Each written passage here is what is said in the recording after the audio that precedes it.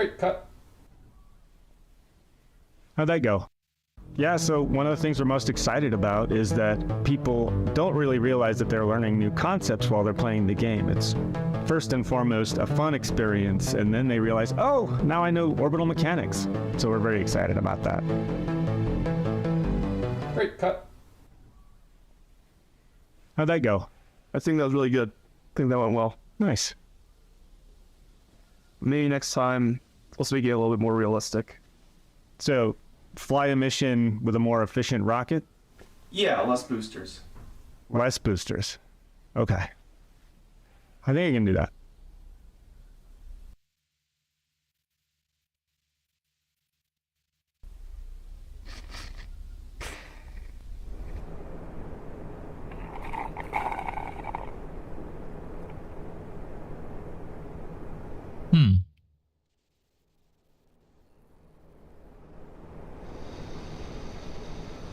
Good job.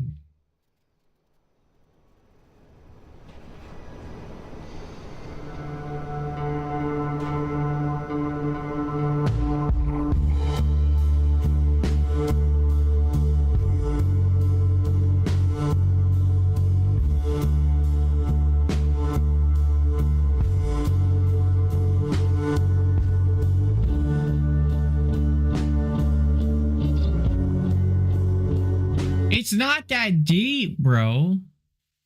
Oh my gosh.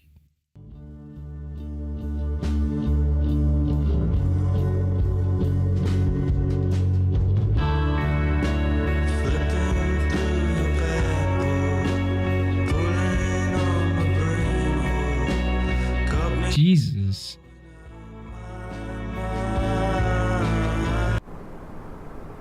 I think I need help.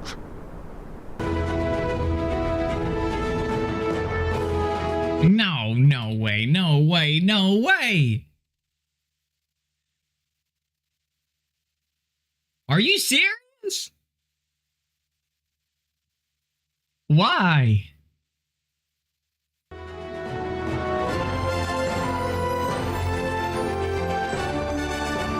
Well, thank you all for inviting me to ULA. I hate to sneak in on your lives like this. What are you all most excited about when you're thinking about Vulcan Centaur? So my favorite thing about Vulcan Centaur in general is that we're able to take the power of Delta IV Heavy and the 3 cores and able to do all the mission set that it could do into a single core vehicle.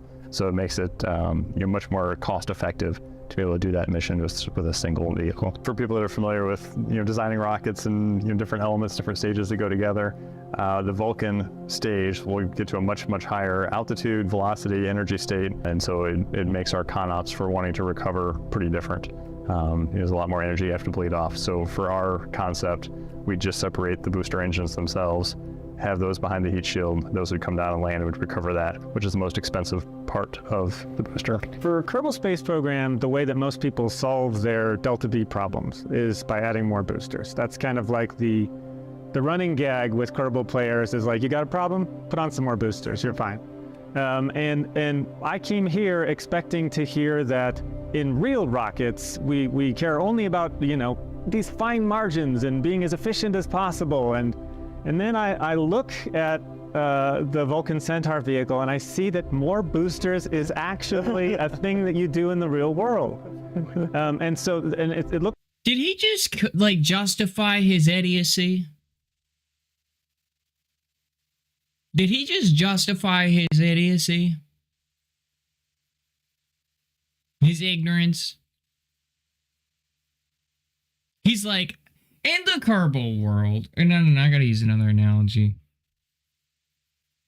As a chef, right, there are many ingredients to these masterful dishes, and chefs like to add these things called flavors when they're trying to make things taste good.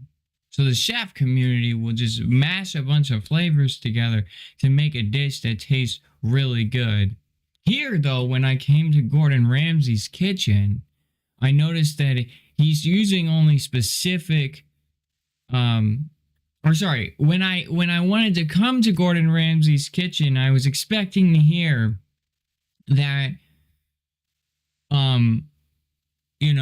for his dish right here that I'm looking at, that we just smashed a bunch of things together of flavor, and that makes it a thing that really tastes good.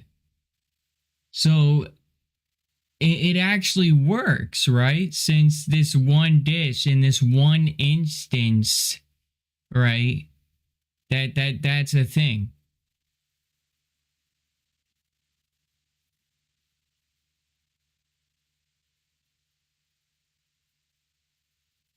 Dude, that's about the dumbest thing you could possibly say. Like, he's saying basically in Kerbal Space Program, everybody solves their Delta V, or sorry, their TWR issue and their Delta V issue by adding more boosters. And then goes to one instance where that makes an acceptance, finds that it's accepted one whole time, and then completely blindly worships and objectifies and literally targets that entirety as rocket science. That is literally blind ignorance. I can't believe I'm witnessing that. This dude's deterioration of problems is this woman's face. Like, oh my. Pretty different. There's a lot more energy you have to bleed off. So for our concept, we just separate the booster engines themselves, have those behind the heat shield. Those would go down on land and would recover that, which is the most expensive part of the booster. For Kerbal Space Program, the way that most people solve their Delta V problems is by adding more boosters. That's kind of like the running gag with Kerbal players is like, you got a problem? Put on some more boosters, you're fine. And I came here expecting to hear that in real rockets, we care only about, these fine margins and being as efficient as possible. And that's true. That's true. Now watch. He expects to hear this. He expects to hear that, right? Right? And listen, this is the kicker. And then I look at the Vulcan Centaur vehicle, and I see that more boosters is actually a thing that you do in the real world. And it looks to me like that architecture is set up so that you can actually... See, now he's trying to justify his ignorance. You can't do that. You can't say because one time, right, it's applied means that it is forever the thing. That is so biased, dude. That is so biased. That is so biased.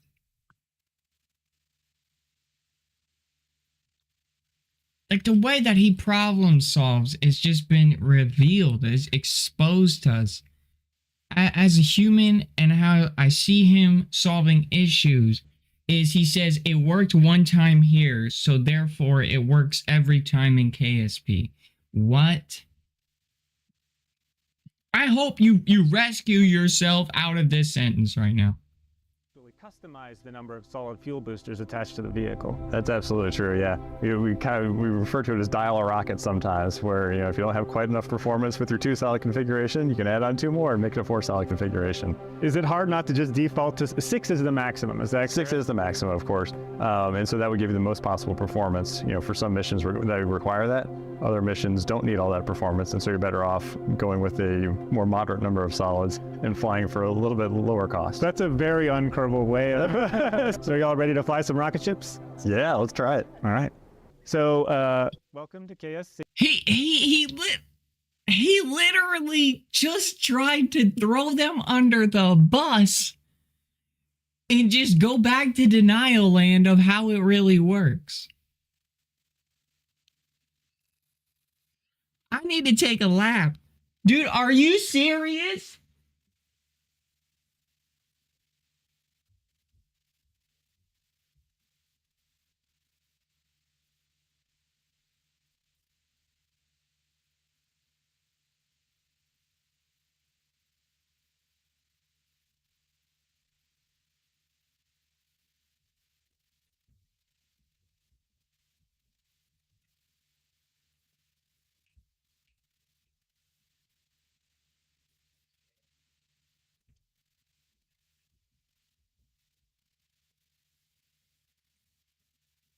I had to process that, okay, in like every aspect of.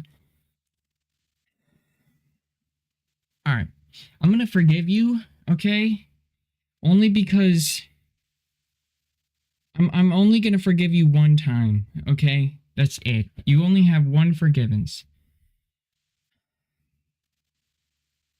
Go to NASA, okay? And then say some stuff like that. They just roast you, dude. See, this is where Kerbals have situated their space program.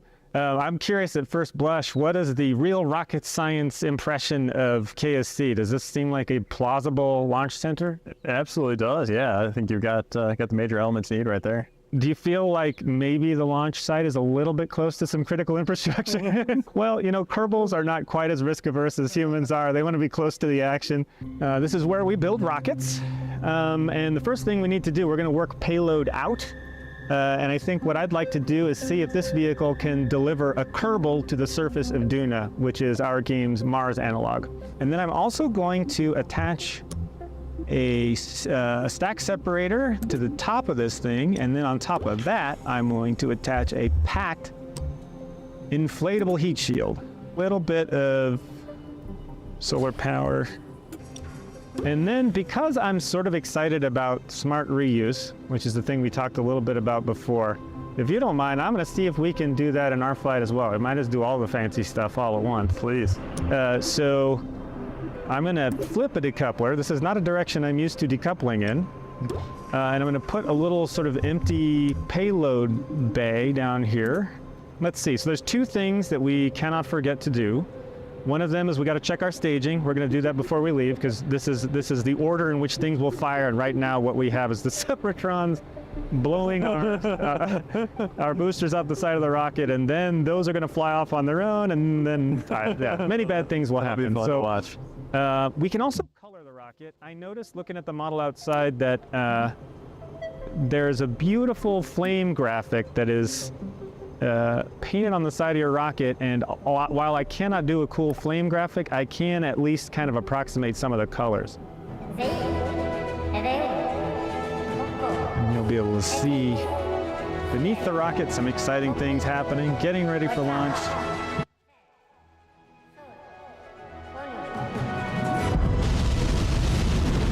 All right, we're off.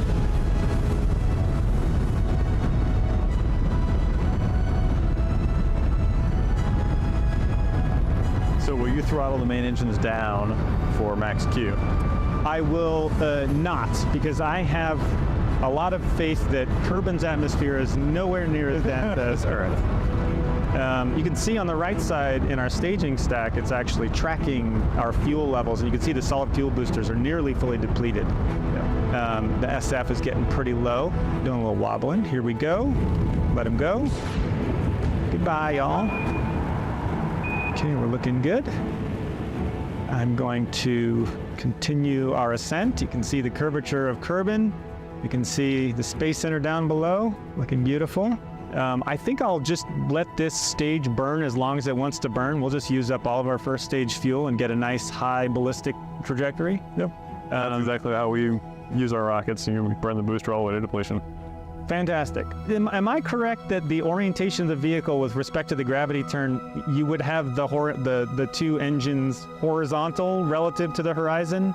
Or would they be in line? Or does that matter? Maybe it doesn't matter. Well, if you think about the upper stage flight, where we also have two engines, we will roll that vehicle while we're flying in order to get the best link margin. So as we're sending telemetry down to the ground. Yes! Yes! Yes! Smart people talking. Finally. It doesn't matter about the roll, okay?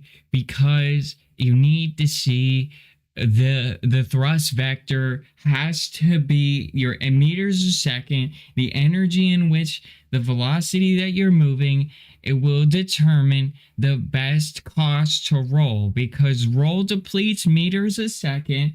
And when that depletes meters a second, energy passed through the rocket stops for a couple of times. So it's strategic when you roll. It costs you fuel to roll. It costs you meters a second. It costs you everything. Sorry. And this guy is telling them, oh yeah, we're just going to go to the higher uppers of dude, you're already in the higher uppers. Okay? This planet, you're already like touching the moon.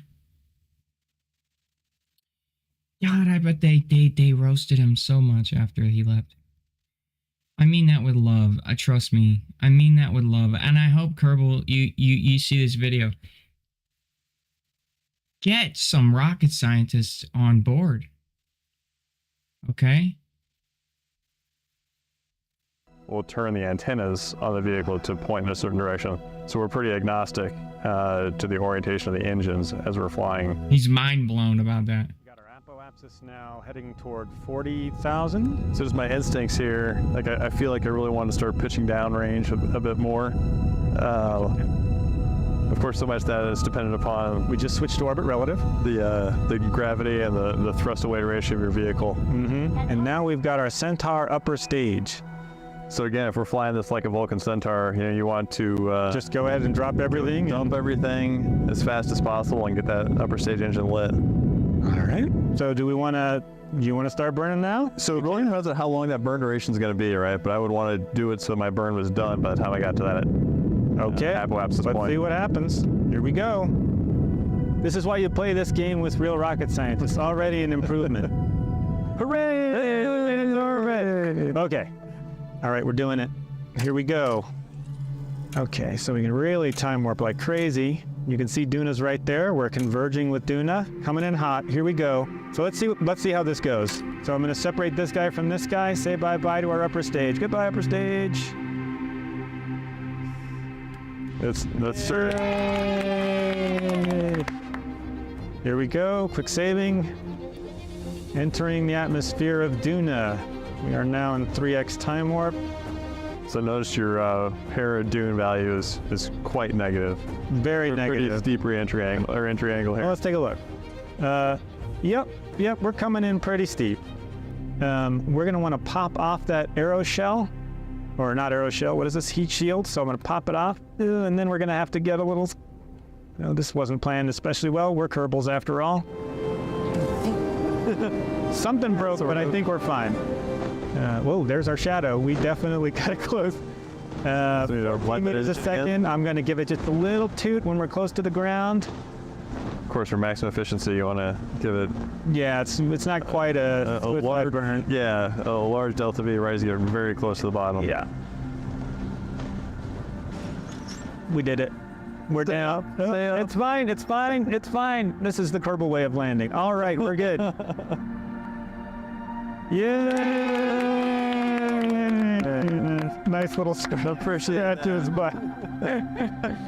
Well, thank you all so much for helping me get to Duna. This is fantastic. Thank you for teaching us all about this. This is great. Yeah, it was a pleasure to teach you all rocket science. Yeah, if you need any more pointers, let me know. That sounds great. Thank you. Oh, dude, she is just dying inside, dude. I literally, this guy's soul is depleted. Good lordness. Anyway, I'm excited, that they better, okay?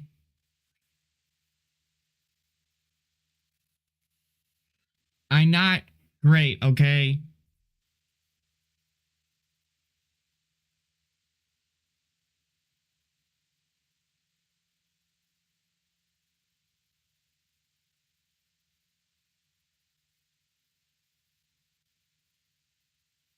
I'm just trying to be positive and be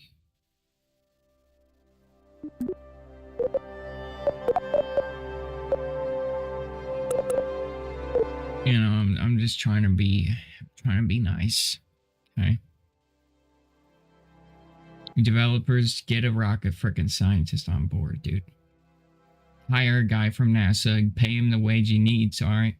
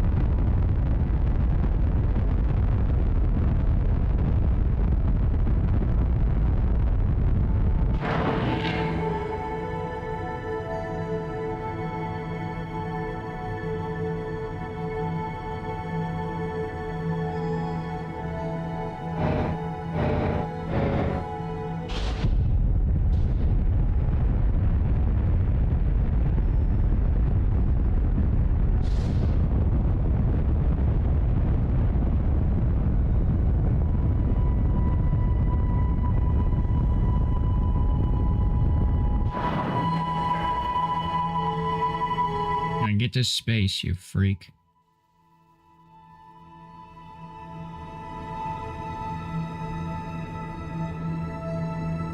Why do you refuse to leave the atmosphere?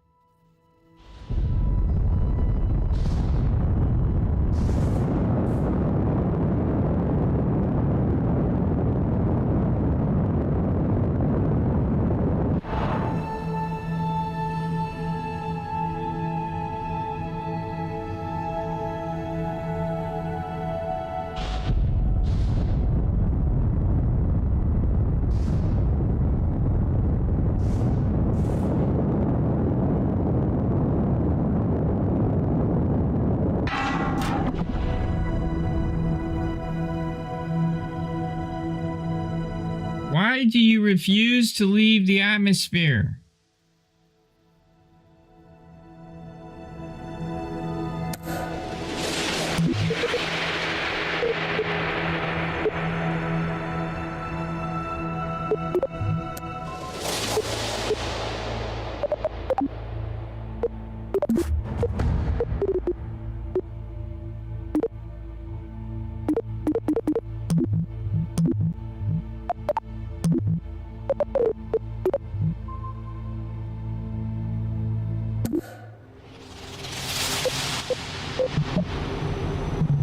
Annoying.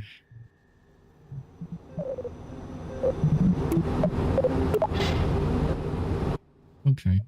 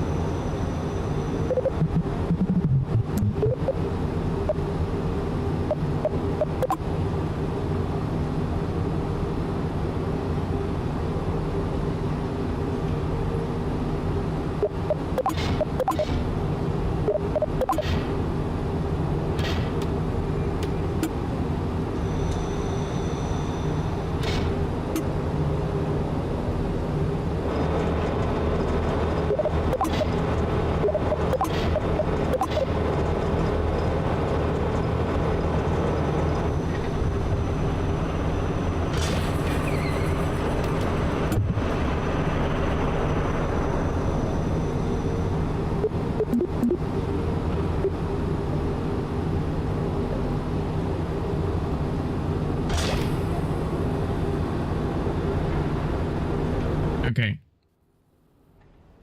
Okay.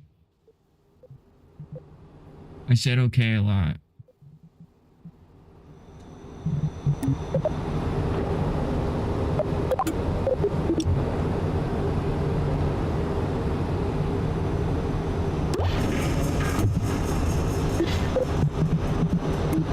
Coupler.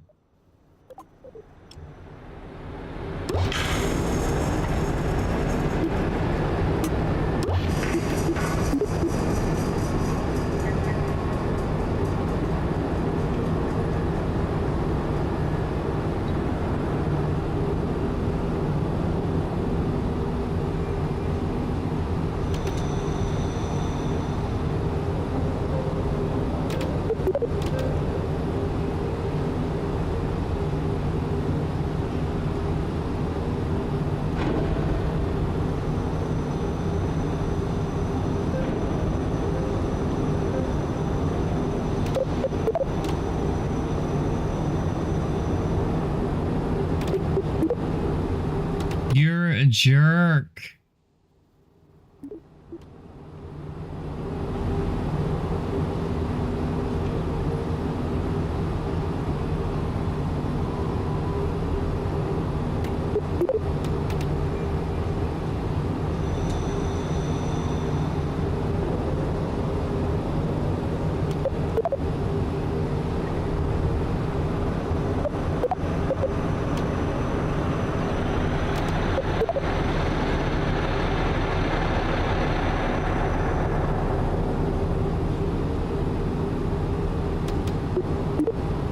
You're a jerk.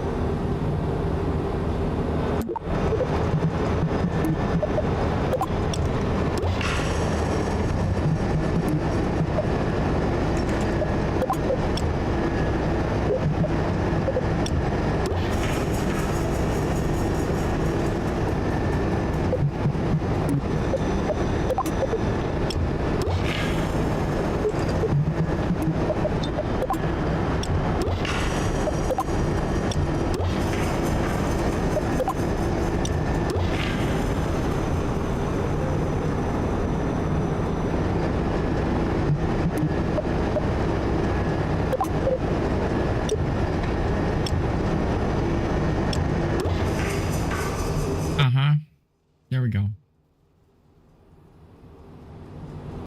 Okay, that's enough, right? That's enough just to get you to get science, you freak. All right, so boom, boom, boom. Okay. Boom, boom. Boom, boom.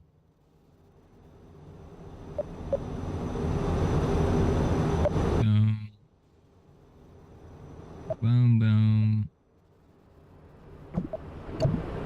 Boom, boom, boom, boom, boom, boom. Launch, you freak.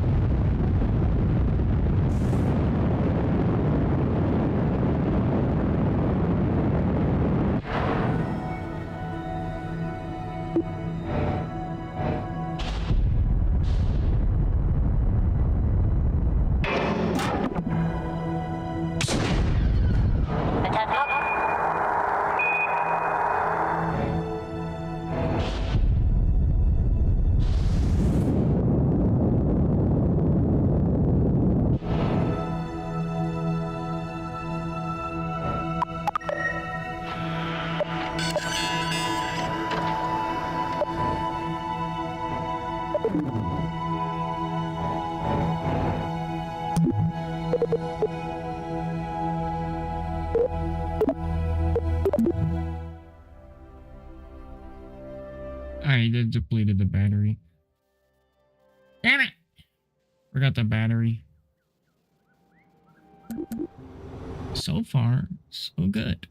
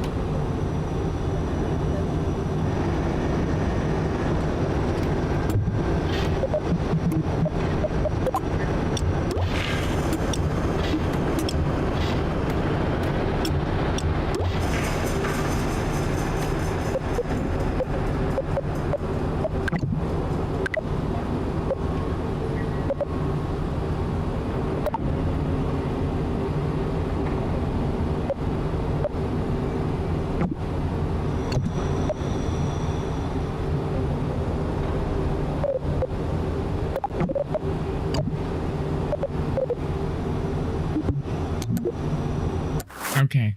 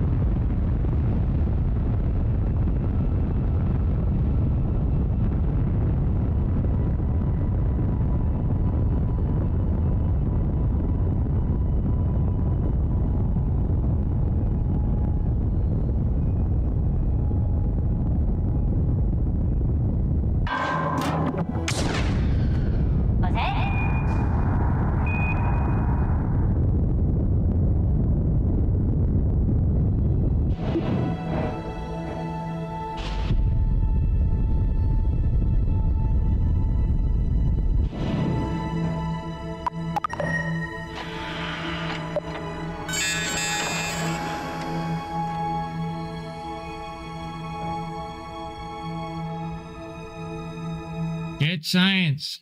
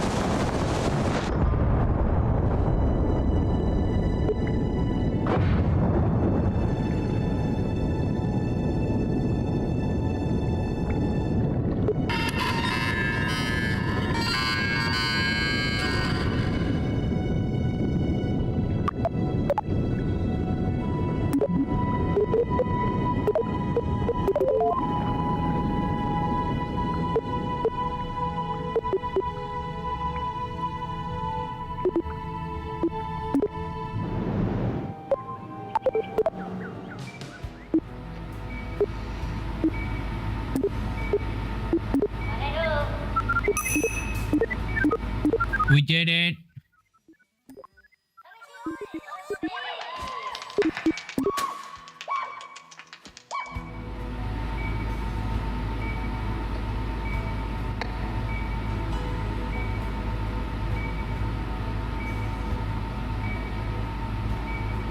Okay.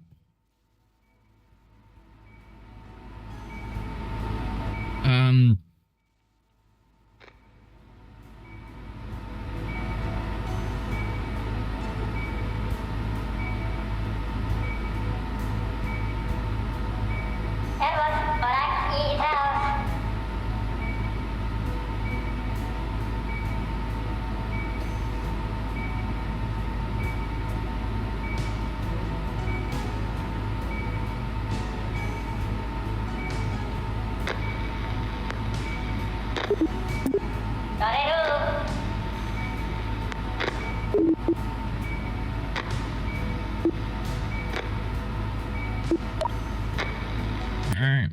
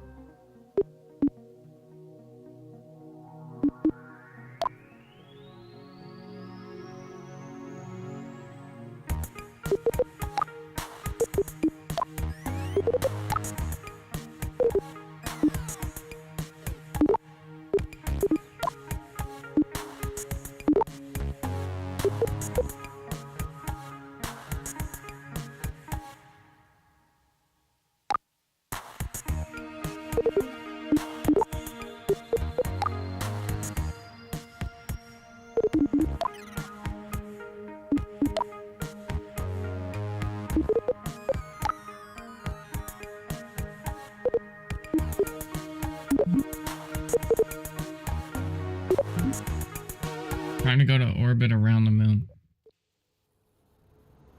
All right. So now.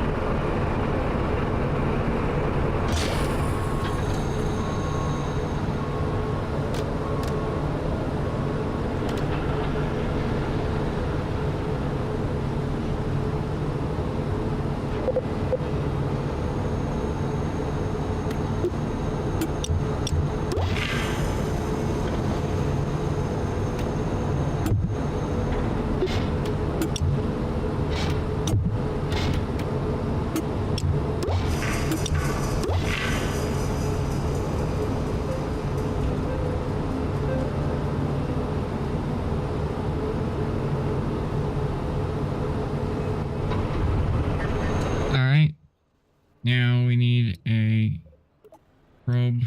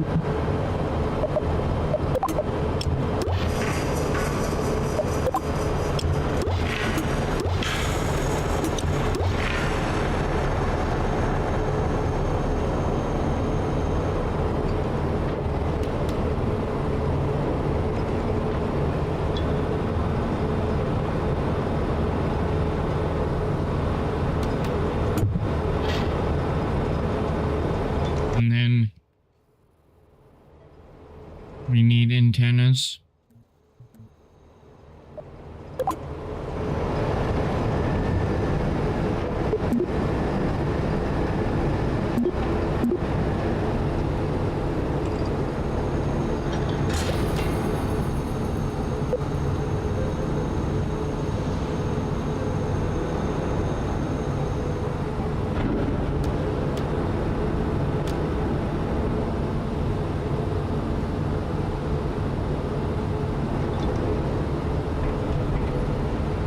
And then we need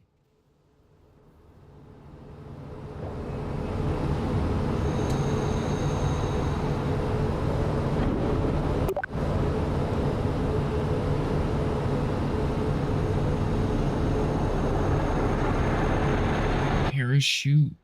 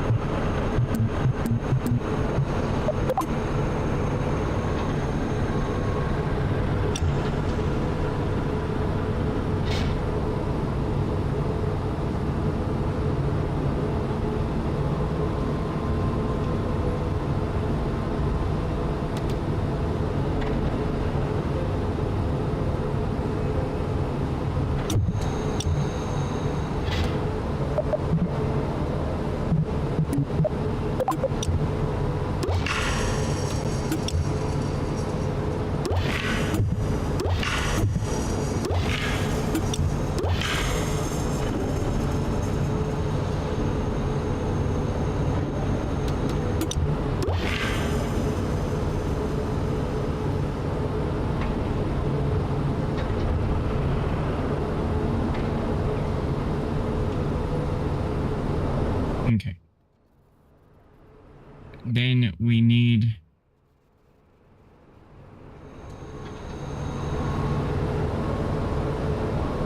parachute. Okay.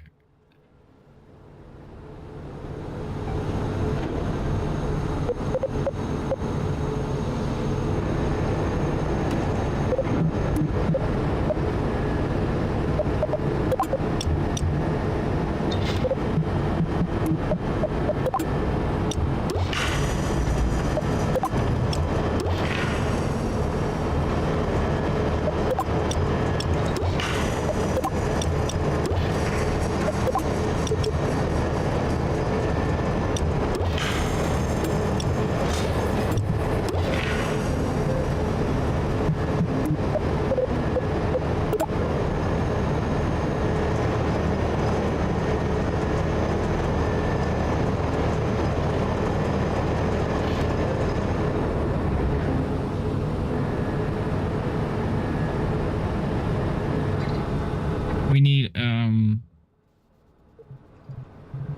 radial decoupler.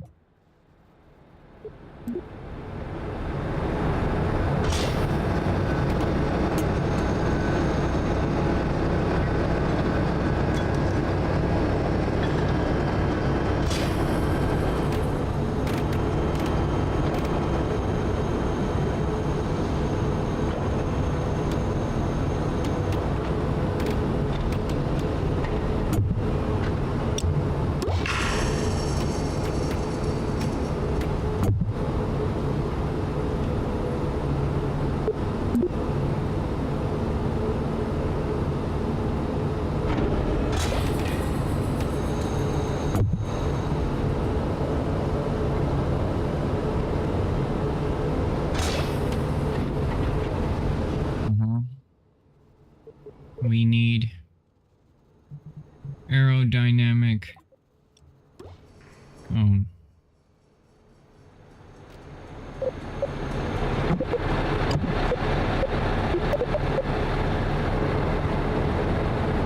We need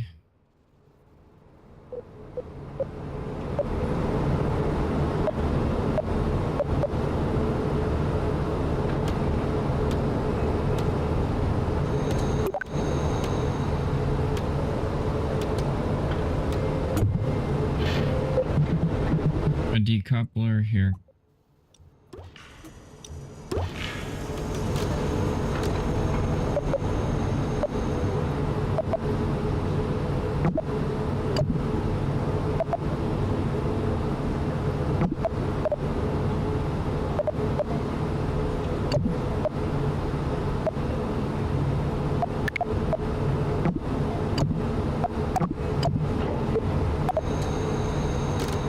We need to build the fairing.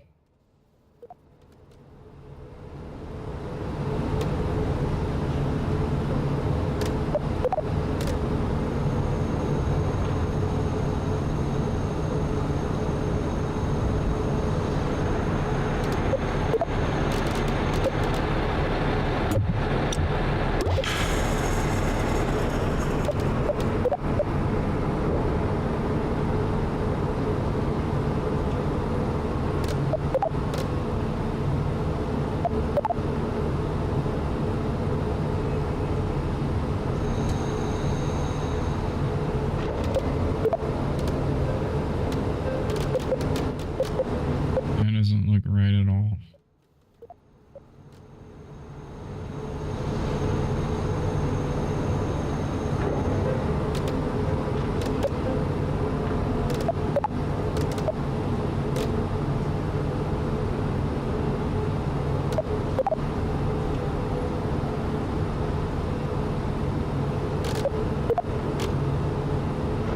There we go.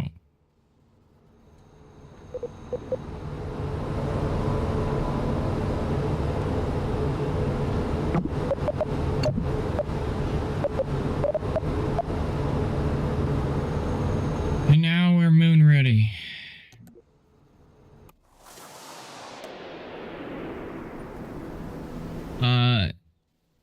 Night gaming, this is Kerbal Space Program.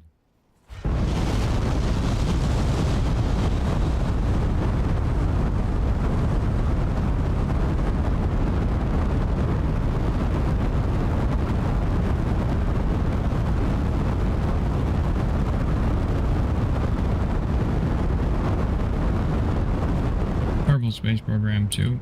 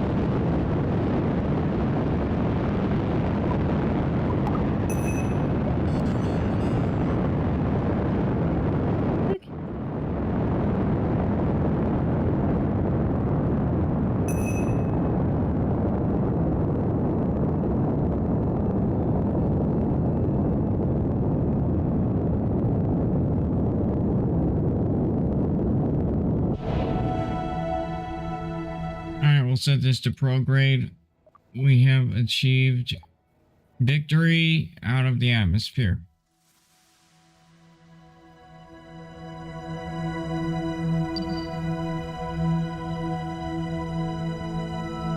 Okay, now we're gonna get to orbit.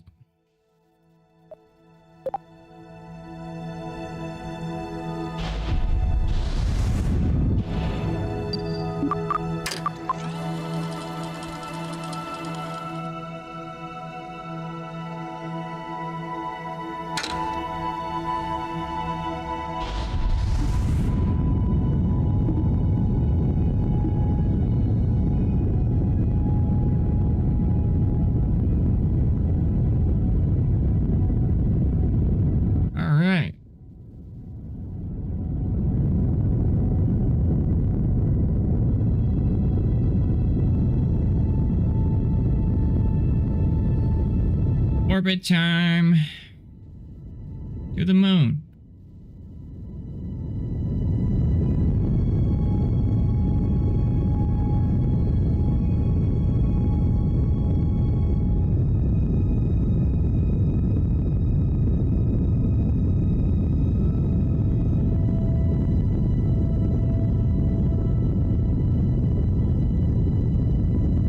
I said orbit time.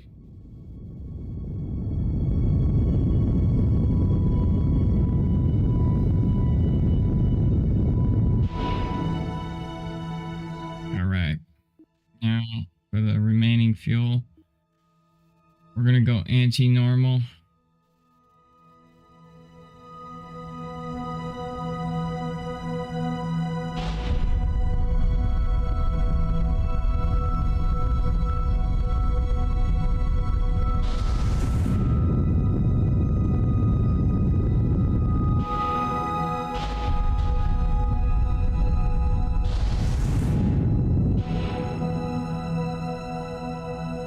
And that's pretty parallel with the moon, so we're good there.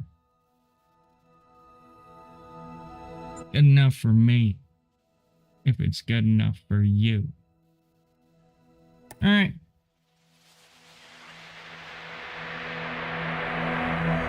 Whoa, whoa, whoa, whoa, whoa, whoa, whoa, whoa, whoa. We have damage.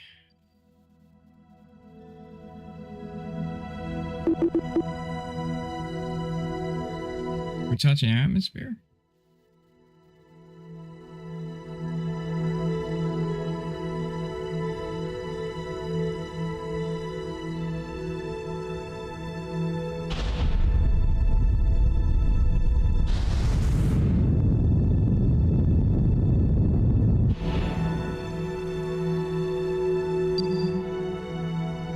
Okay, you're no longer moving. Scary, scary, scary, scary skeletons, man.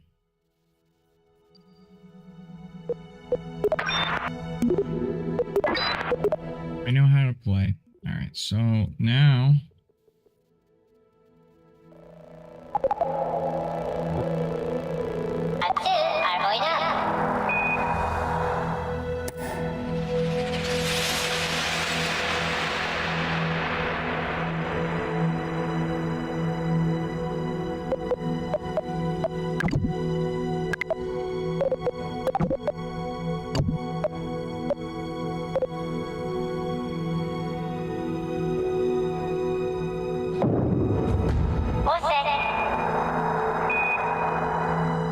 Okay, we released the payload. The payload is in...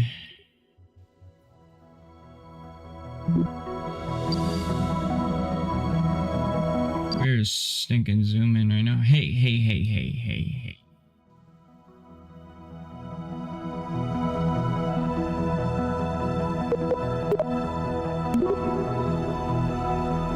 Bruh, get off my screen. This buggy game, I tell you.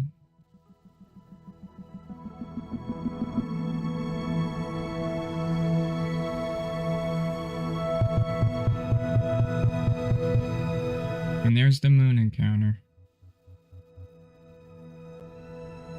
Okay.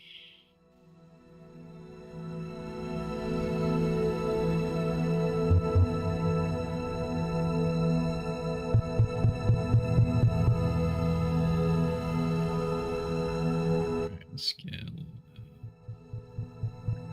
closer.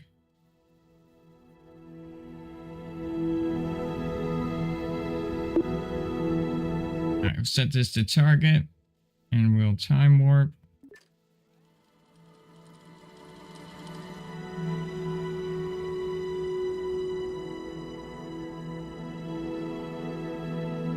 Good, good, good, good, good. What the f- Dude, it did not.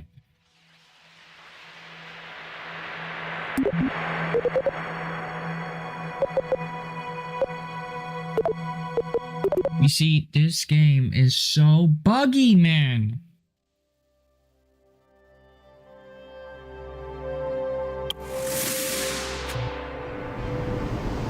This Kerbal Space Program 2 should not have been released.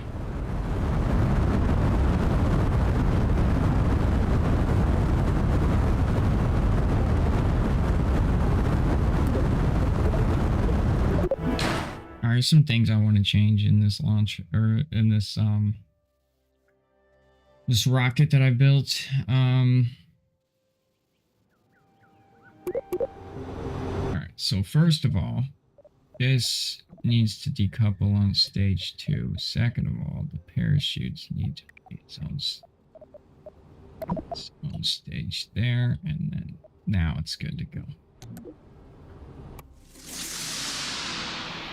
I might want a thrust limiter too.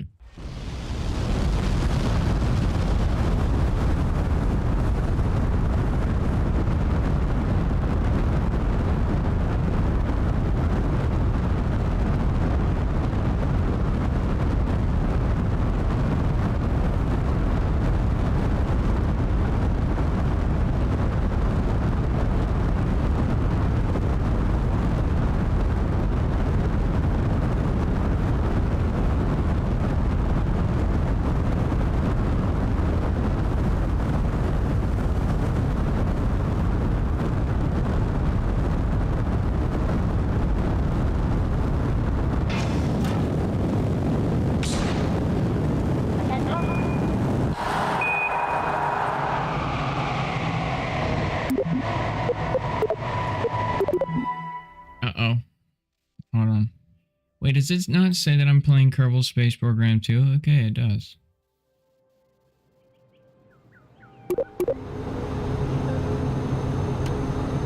Alright, so some things we need to add are more fuel to these solid state boosters.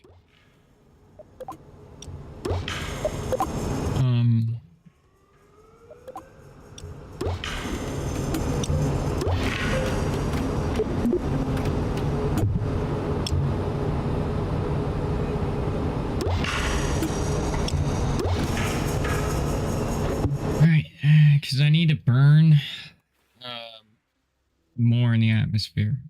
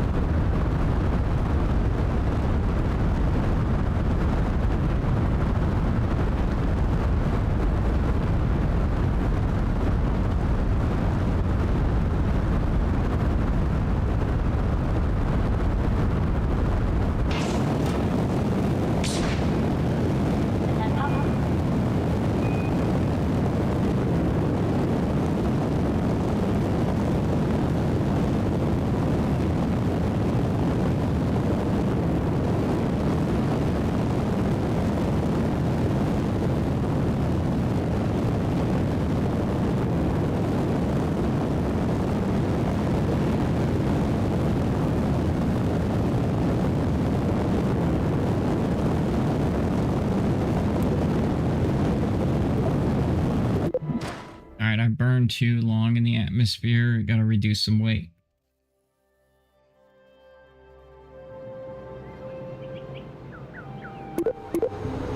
So, yay.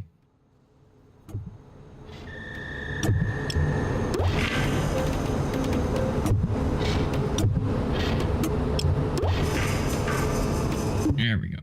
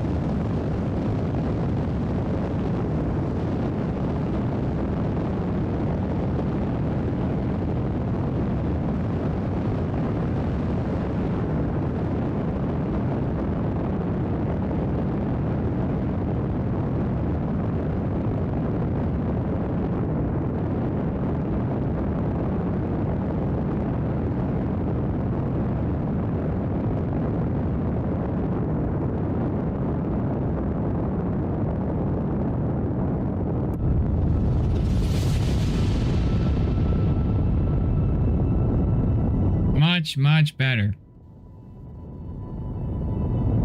That's like picture fucking perfect is what that is.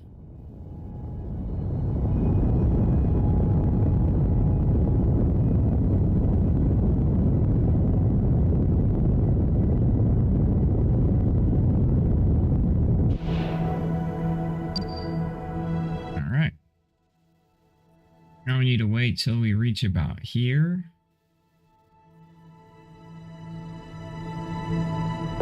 And then we need to burn.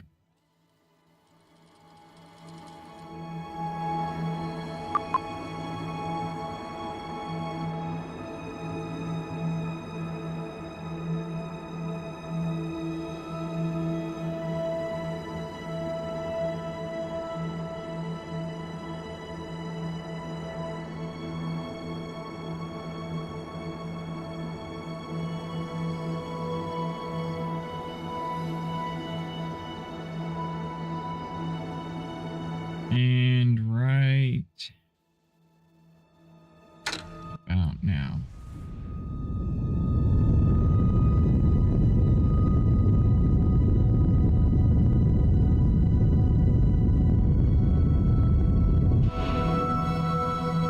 Okie dokie. We're all set to go to the moon. I'm gonna hit F5 just in case it, you know, explodes for no reason. Because this game is just really good at that. Set the moon as target here.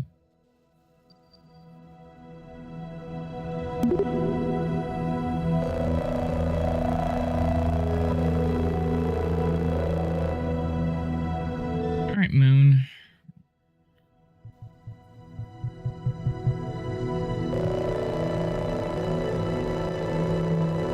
There you are.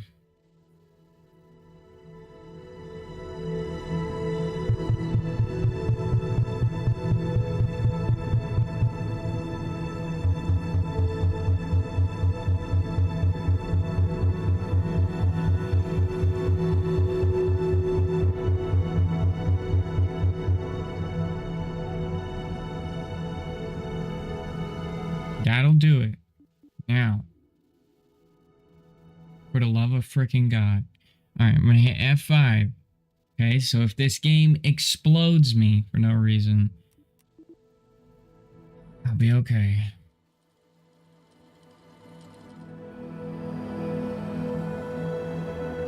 Let's grab some science.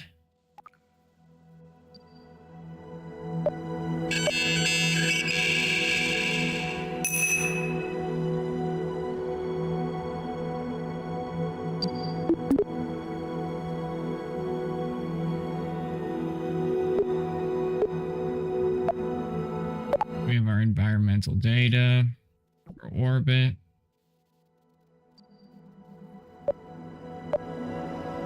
Wow.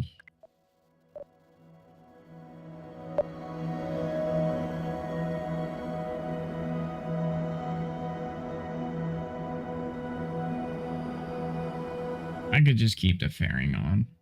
Yeah, let's just keep the fairing on. Who cares? All right. Could you fast forward time warp? No? We don't time warp anymore in this latest update, huh? Man, this update is like 50-50 with me, dude, on this game. Kerble's 2 update is just... It's good. Alright, but it's not. At the same time, like, I don't know what to, like... I don't know how to explain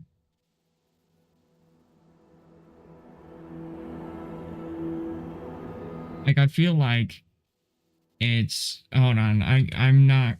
I need to recharge. Hold on.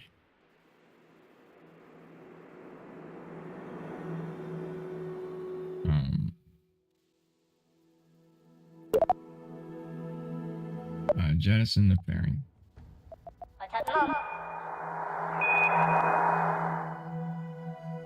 Okay, sweet. Says I do need to do that because I need to recharge.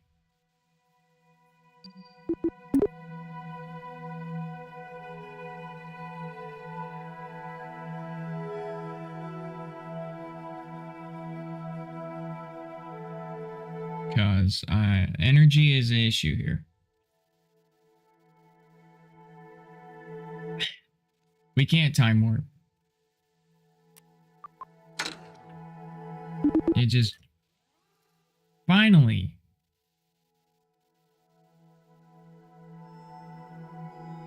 Okay, we recharged. Okay, good. So my solar panel system is working. Alright. I'm gonna hit F5 just in case it explodes for no reason. Here we go. T-minus 24 seconds till moon launch. 18. 15.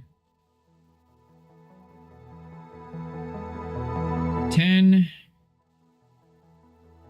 7. 5.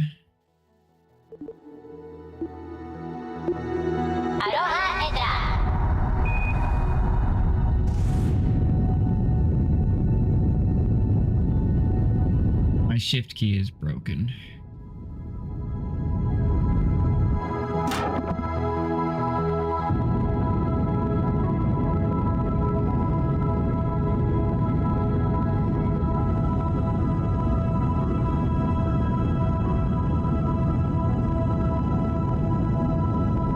Here we go.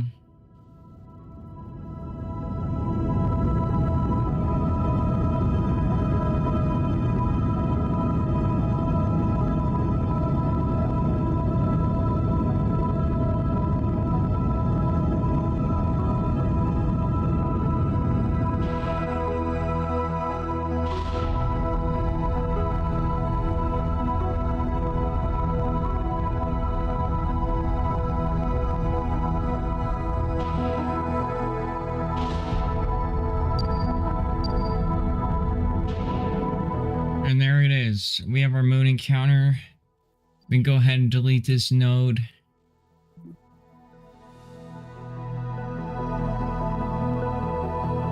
That feels good. We can time warp to this point and grab some science. Lack of exposure.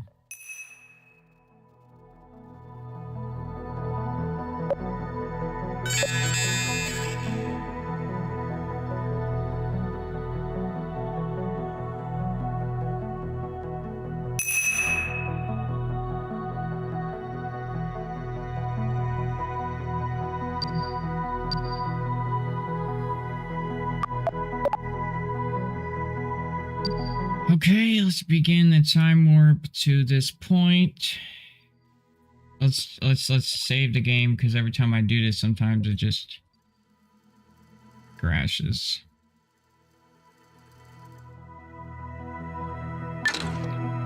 Let's check for damage. All right, we're not damaged at all.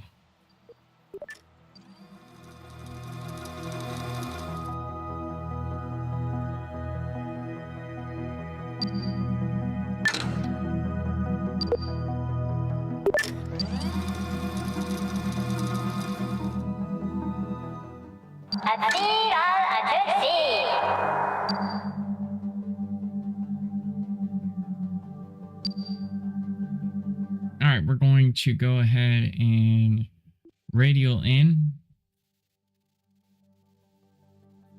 Just a little bit here.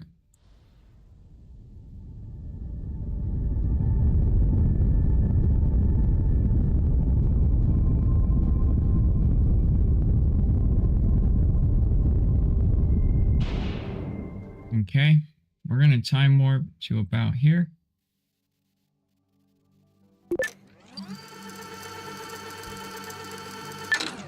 And we're going to begin our break.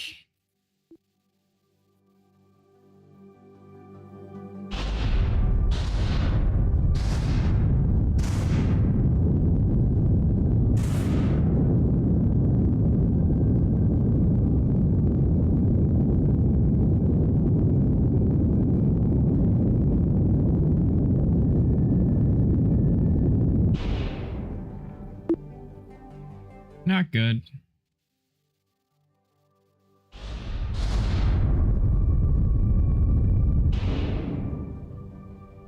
That is dangerous.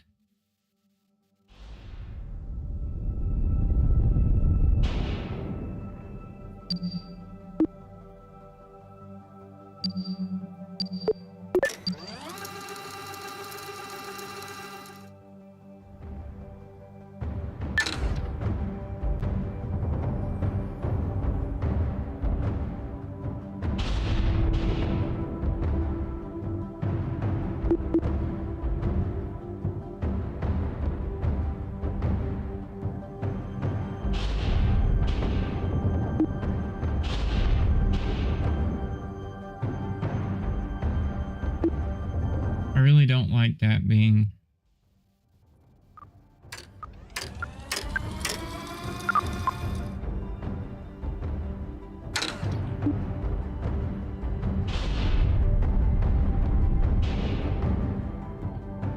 Okay, we have orbit around the moon. All right, so what I need to do is now go to mission control and see what they want. They want an established orbit of 24 and greater than 60. So.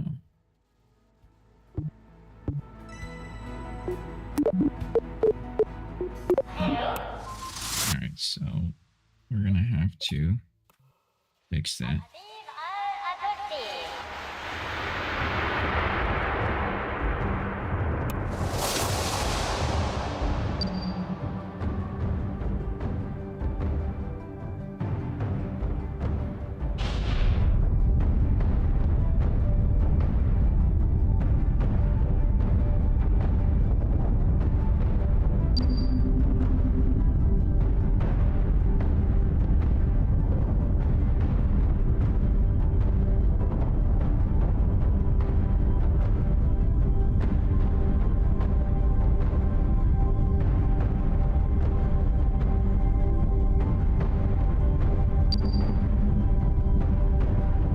Alright, that's 420. No greater than 460. Okay, so that's still in line. Then this needs to be 60, so.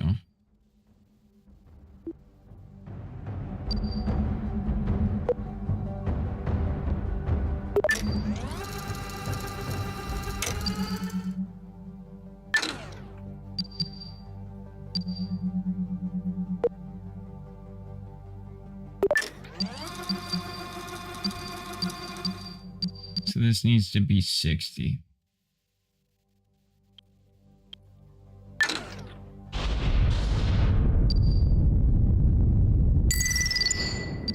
Mission complete. We have 3,000 or 300. Should say 300.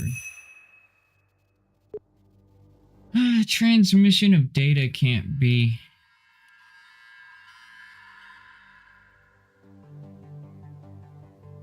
We're grabbing submission complete.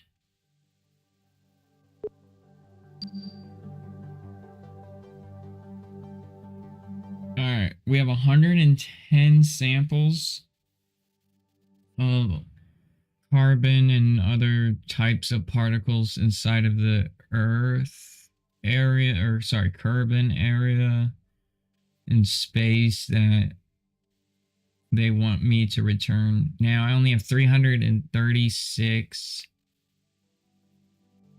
to do that. So we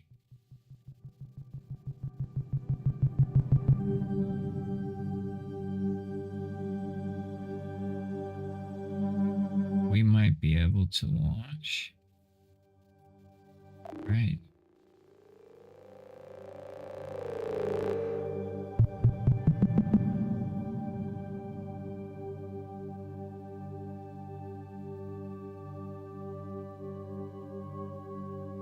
That's just shit ain't gonna happen, bro.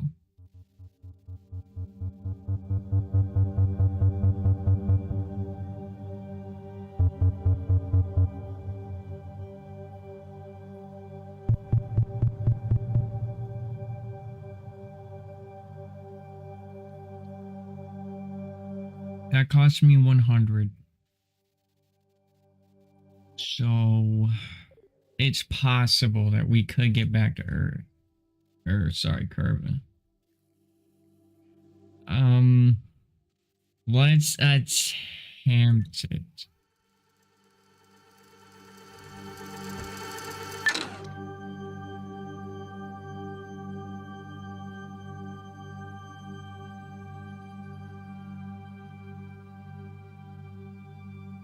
$30 until this node. Come on. I don't care.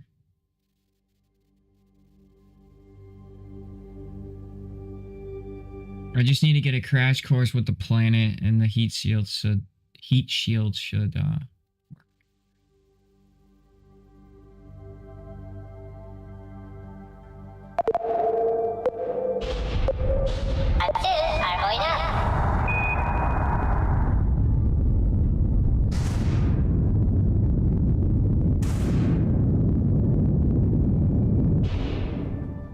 Okay, that's good. All right.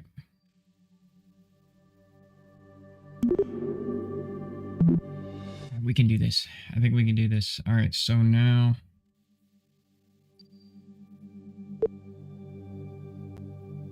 F5 to save time warp to this point. I knew it was going to do that. I always do. But it's okay. Because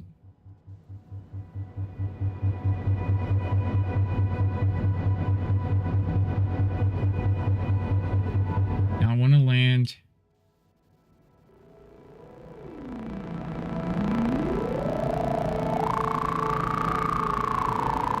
You're kidding me right now. You're freaking kidding me, dude. I have barely enough.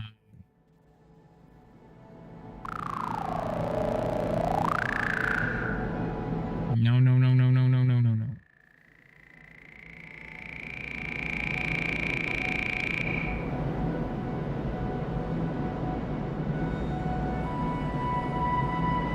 Think.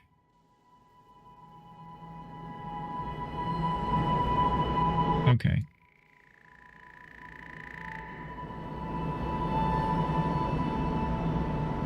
Okay, that's longer.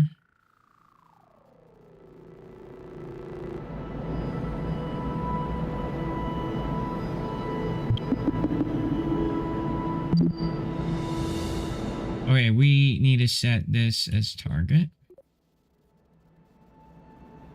And get the periapses to align to the closest point to the planet and me. Oh, if I were to... Oh, now that is cheaper and that could work.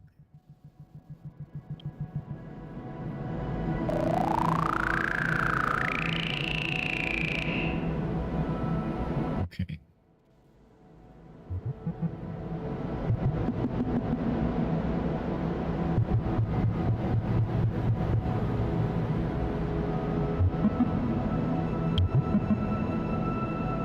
Not good. Really not good at all. Looks like these samples are gonna be stuck out here.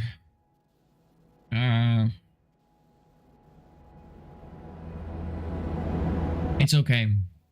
We completed the mission. We also have a satellite in the orbit of the moon. Which is good. Because we need some sort of antenna system.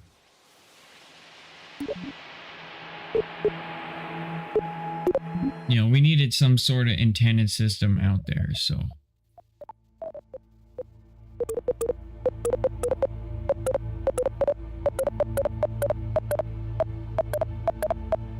Alright, let's get rid of these debris here.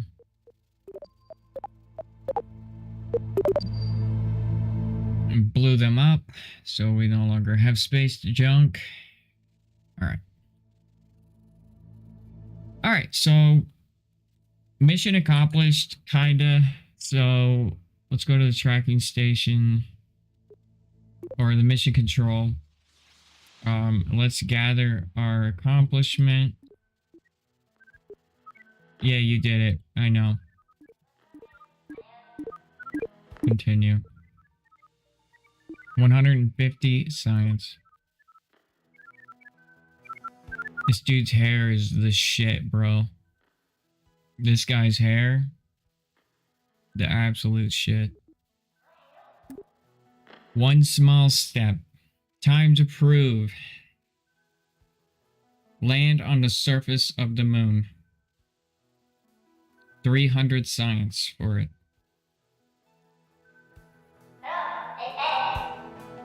Alright. So now we need to make a lander. Now they didn't say that we needed to put kerbins on the moon. They said that we just need to simply land on the moon. Right? So that's going to be good. We don't want to spacewalk in. I don't know what that means. EVA while in Kerbin orbit. I guess just throw a guy into Kerbin orbit and make him use his jet thruster. Don't care about that. That's whatever to me. I'll live with that. First dibs is brand new. This says plant a flag within any mar of the moon. Okay, yeah. So we do need to land on the moon. All right. That's easy. We can do that. And then the perfect circle. Establish an orbit around Kerbin with a 999 and 100 kilometer. Yeah, that I can do. I can easily do that. So we got a bunch of science, right? So we're going to go to the research and data center. And then we're going to go to the area here. And we're going to have to unlock some RCS. We're going to need some more moon landing legs. Monopropellant.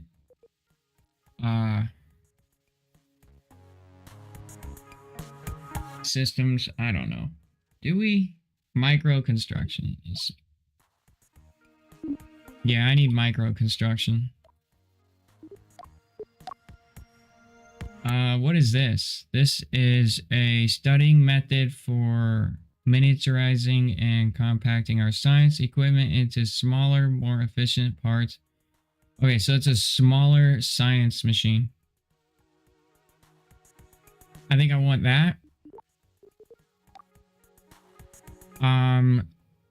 And I definitely want that because this is going to help me in the longevity of things. And power launchers.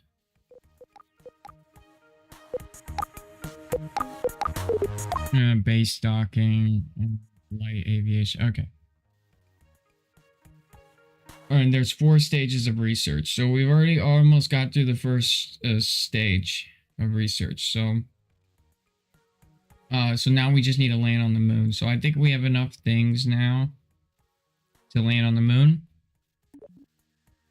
So we're going to go to the vehicle assembly building. We have a satellite out there transmitting data, which is good. That means that it's going to help our radio signals.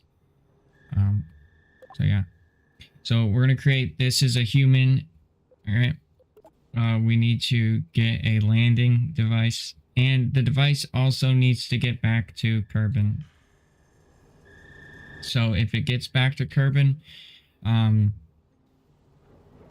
etc., etc., you put things together, you got the idea. So I'm going to go ahead and give it more love because it seems like they've made engines a little less powerful, which is good. I really want more realisticness inside of this game. I really think these developers can do a good job. Now, when I'm playing really realistic games like Rocket Science, which is another game, I'm a Pathfinder for that game. I do the research and I help the development of that game. Go check it out on Steam. I'm a part of the team in developing that game is way more realistic than this and way more difficult, and it's just two guys and a dream to make one of the best space games ever. So you want to support us, go ahead and buy you a copy. And if you want a copy of the game, come on over to my Twitch channel, show up a lot, and just simply ask me for a copy of the game and I'll give you one. So that's just all I asked. So if you want a copy of Rocket Science, show up around here, hit the follow button, leave some comments on my YouTube videos, and if I see you and I'm like, hey man, you are an actual presence in this community, I'll go ahead and shoot you the game, man. You know? If you have any questions about rocket science and you don't know what the hell I'm talking about when I talk about delta V, I talk about weight reduction, and I talk about thrusters, and I talk about gimbals and thrust lines and stuff like that, ask questions, because it's all scientific around here, you know, and I build my rockets based off real science. I don't build them off of, you know, part clipping and being weird. So, all right, so we gonna have to build a moon rocket. So I think I'm gonna place that there just like so. Our landing legs. This sucker gives us more technology. I like that. Look, it's pretty cool. I think what I'll do... Oh, that's for rovers, isn't it? I don't know what the frick that thing is. All right, I'm going to delete it. All right. It's weight is what it is, and I don't want to deal with weight. All right, so... All right, I really need a new battery system. Really need new batteries. All right, so...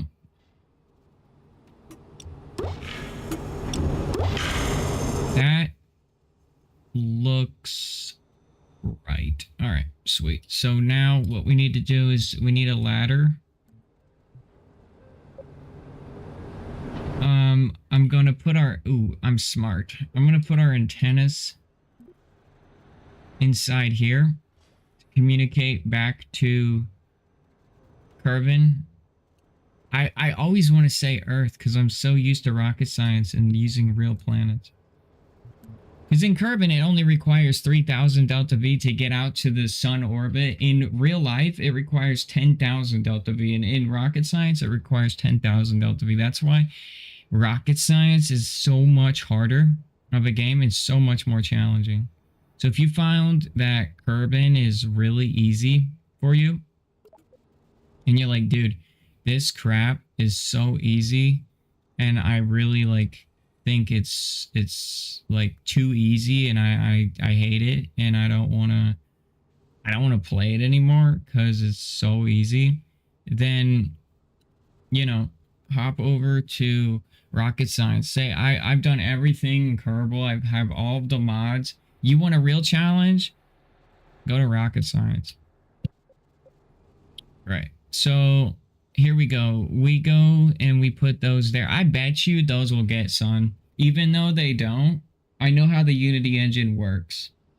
Even though they're not physically there, they're going to be hidden. And I want that to be hidden because there's going to be a lot of heat buildup on the leaving of like the atmosphere.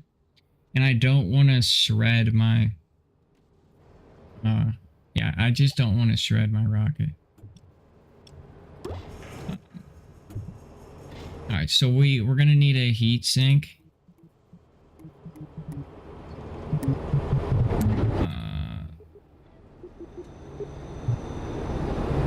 Alright, we are also gonna need a stabilizer. This is basically a gas system. Let me show you what it is.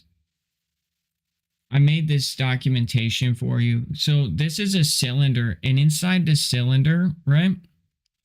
What a stabilizer is there's this cylinder, and inside this cylinder is gas. The red ring is gas, and this right here is a piece of metal.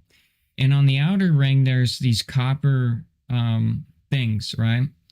And what it does is it pulls this ball to one side and to the other side in a gas chamber. In outer space, when there's a gas chamber, when something is got gas in it and weight is pushed to one side, it will cause the entire object to rotate. Does that make sense? So when you're in outer space and you want to move without having to use fuel, they use these they're called gyro stabilizers, which are basically just gas and objects moving inside the gas to rotate the object. So that's what that is. And it doesn't cost any fuel, but they're heavy, right? So you want to preserve fuel, but you also want to steer where your thrusters are going. And when you set to prograde to shrink towards the planet or expand towards the planet or bend around the planet or to radial in towards the planet or radial out towards the planet, you need something to turn your aircraft so these thrusters can engage. Now, these thrusters have gimbal and they're going to move like this, right? Makes sense. But they can only move, right, when they're on into one direction, right? So this basically allows you to use less thrusters, right? And you know 100% that you're going to be on your course target, right? You're going to be turning towards where you're going. So that's why we use that. We're going to have a gyro stabilizer.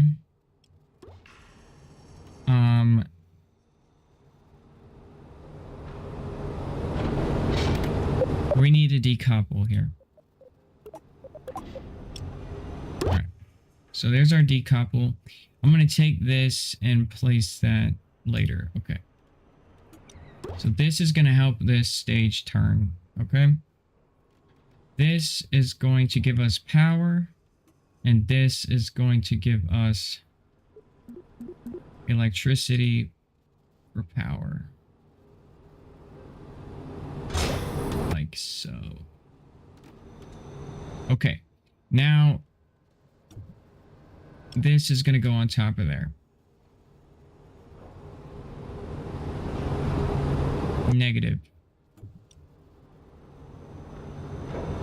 No, positive. Okay. This, when you're re-entering the Earth's atmosphere, you get a lot of buildup of bad atoms. So what happens is, think of it like you have, let me use this tissue as an example. Okay? Not this tissue. Okay? This tissue I use for my nose. I'm going to use this tissue as an example. Right? So I want you to think about this as metal. Okay, and when you're flying into the air, things hit the metal really, really hard and they bounce off. Those are called molecules, right?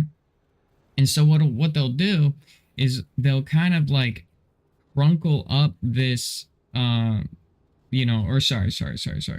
they'll do is they'll fold this metal, right, into, this kind of formation to create these lanes, right? Kind of like when you see a can, right? And a can has ridges in it, right? Like, you know what I'm talking about? Have you ever seen like a can of food that has these ridges in it, right? You see, I've created these ridges. And so what that does, right? What that does is that allows molecules, right? It allows molecules to go hit the object and then go down into the ridges, and it allows less friction, and it allows things in the it allows less friction and allows less heat on the actual aircraft. So if you ever see Apollo has ridges, right?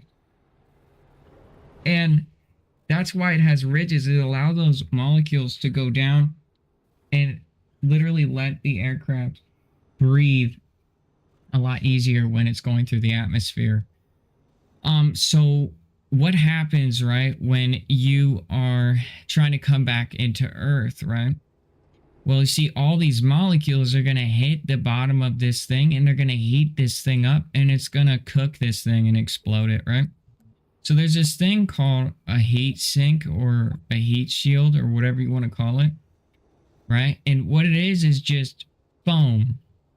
All it is pretty much just foam. And that foam pretty much just allows molecules to build up into it.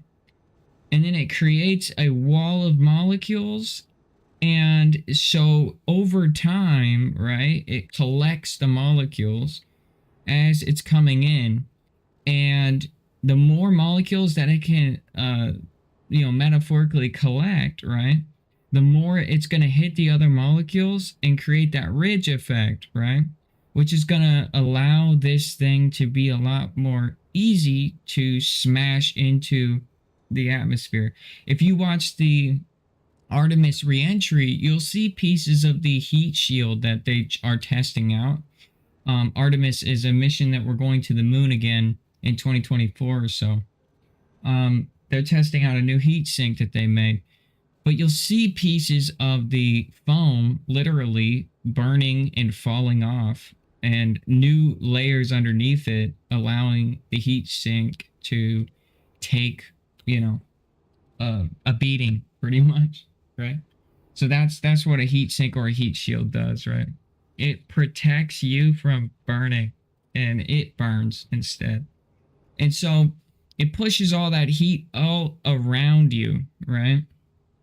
And then, of course, space around you, the space, cools everything behind you, right? So where those molecules hit is where the moment of heat is, right? So remember that. The more you know. All right, so we have that. That's good. Then we need a parachute. All right, we need to stop. Right. So that's going to come back to Earth, right? That's going to, the heat sink's going to slow you down too, because those molecules are going to create like a braking system. When you hit that atmosphere, it's going to create drag, and that's what's going to slow you down. And then it's going to slow you down enough for your parachute to deploy and then explode into a parachute and then be a parachute, right? So that's what that do. All right, so all right, we got that. That's done. We have backups, right? We're going to create backups always, right? Always create backups. Backup antennas, backup solar panels. Because if one fails, you always have another one, right? That's like Space Flight 101 is create a backup. All right, here we go. We're going to place that there. This is our lander. Yeah, so we're going to need legs. We have our antenna. I don't care to get science on this run. All right, we're going to need a ladder to get back up into our spacecraft. So I'm going to place the ladder where it needs to be. I'm going to actually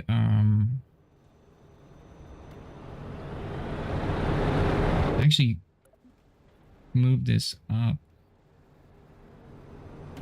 Will you not let me? Oh, did they patch that?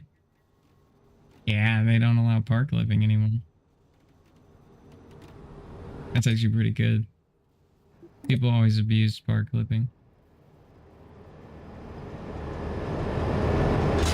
Alright, so we're going to create a ladder that goes all the way up the spacecraft. Because we need to get out and we need to go down.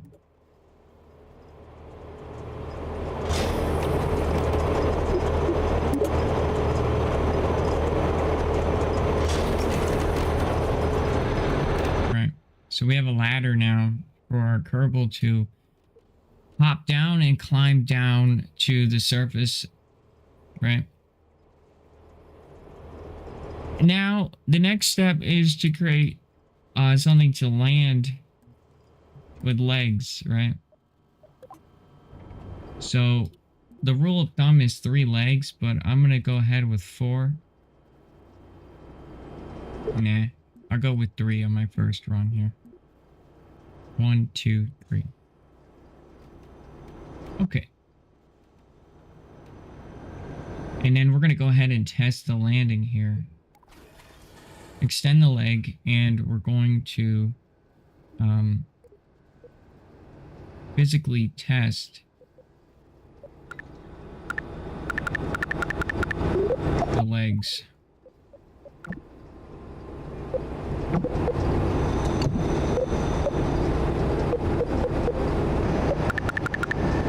See, now the game is glitched.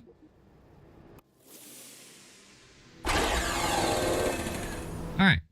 So you can see here, the legs are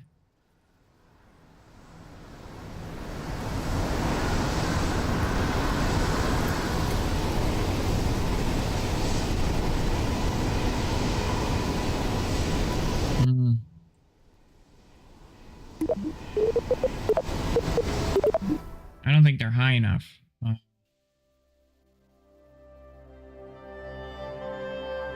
Okay, we're gonna have to just bring them up. Just a little bit.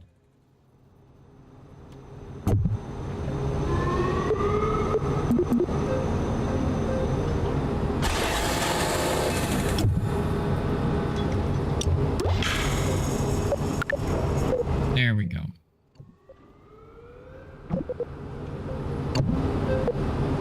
All right, now we're gonna launch that just to see where. Oh no.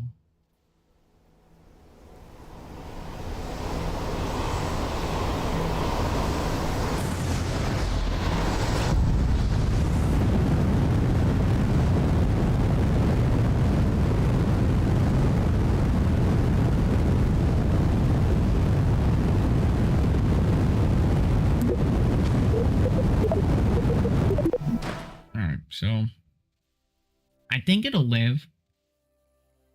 The moon, right? The moon doesn't have like any TWR, right? So I mean, or sorry, English, all right? The moon doesn't have like any atmosphere, so it's okay. All right, sweet. So I think that'll be okay. It does okay. Good enough for me. I can make it work. All right, so now we need to grab a big fuel cell to push this to orbit. So this needs to go to orbit. That does not turn. That turns. Okay. We're going to go ahead and add some...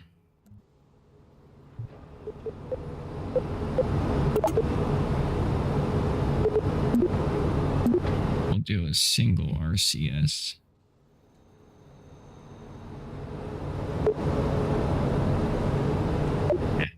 Doesn't need it. Doesn't need it. It's just the moon. It's nothing. Okay, so... Because that's just going to cause me to drink more fuel, right? Alright, now this stage has to be super long because this stage is... Now, moon rockets are always really, really tall with people, whenever there's people in them, because they are extraordinarily big.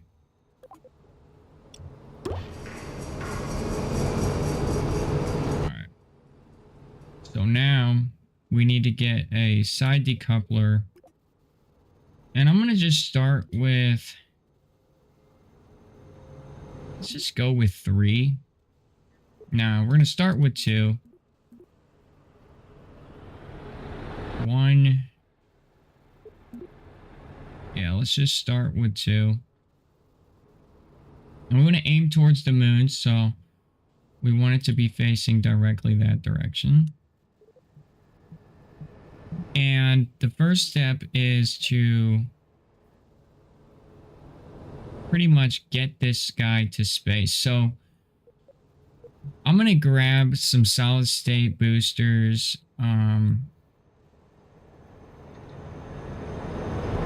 and put them just like that. And I'm going to make sure these boosters do not touch the ground. They cannot touch the ground. Right. Perfect. So now we have solid state boosters to help this thing get up to air. All right, we're going to need to add additional fuel capacity to the rocket. This is going to help it get to where it needs to go. Then we're going to need to grab a... Let me delete this because this is annoying. We're going to need to grab our aerodynamic systems and put the cones on, right? And that just pushes wind away from me. There we go. So then we need to strut the rocket, or it's going to wiggle. So this is going to essentially create fortification.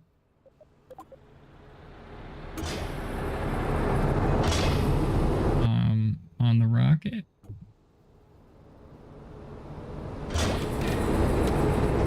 And we need some fortification down here, especially where all that energy is going to be dispensed. Right. These struts will disconnect whenever they need to, right? So they're not going to stay there forever. All right. So this rocket is definitely very Russian style.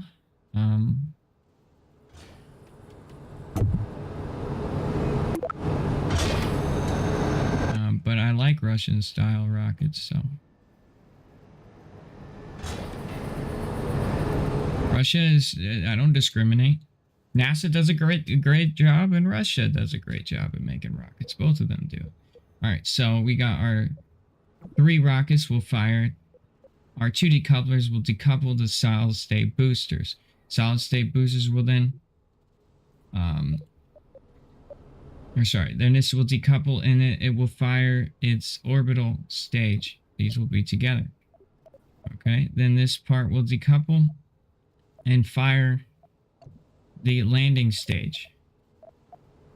And this will decouple and parachute back to Earth. Or Kerbin, sorry. There I go again. Let's save this as Moon Master version 1. We might need to make some adjustments. First launch. Okay, it's nighttime. Revert to VAB. And I need to change it to daytime.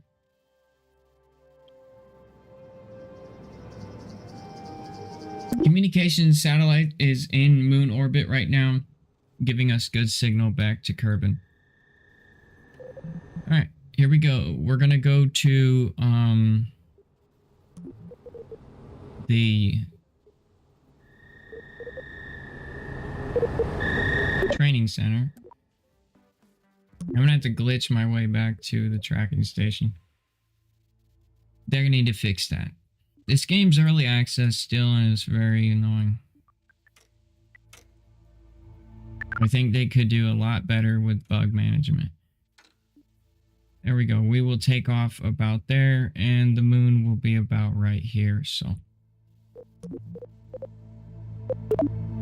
We'll revert back to the VAB. I shouldn't have done that. Shit. It's gonna go right back to nighttime.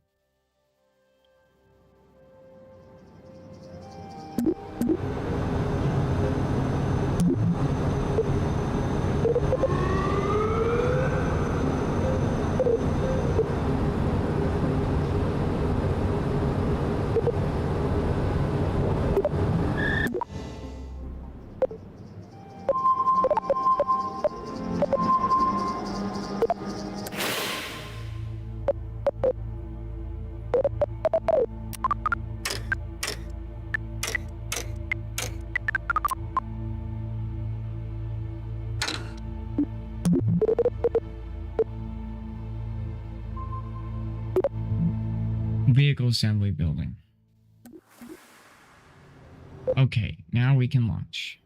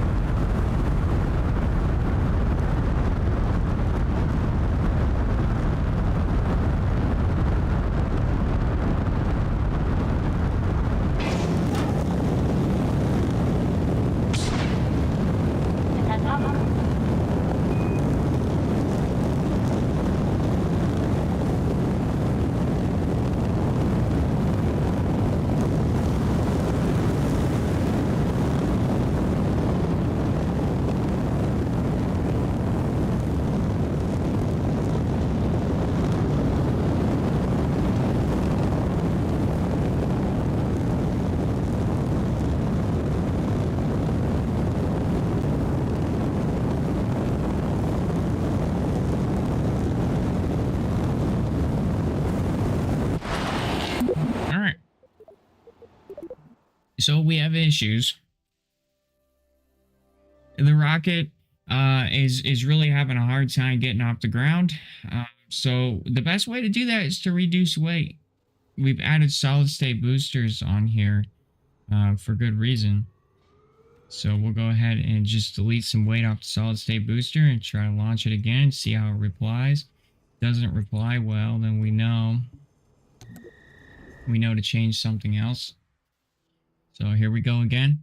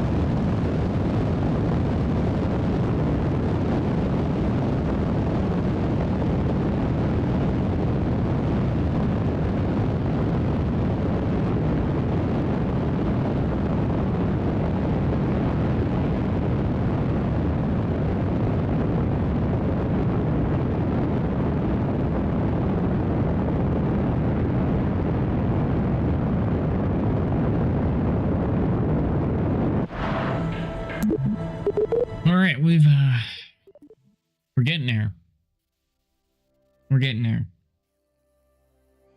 So this rocket is doing well. Really is doing well. We just need to give it some more oomph. So let's go ahead and give it more oomph. So let's go ahead and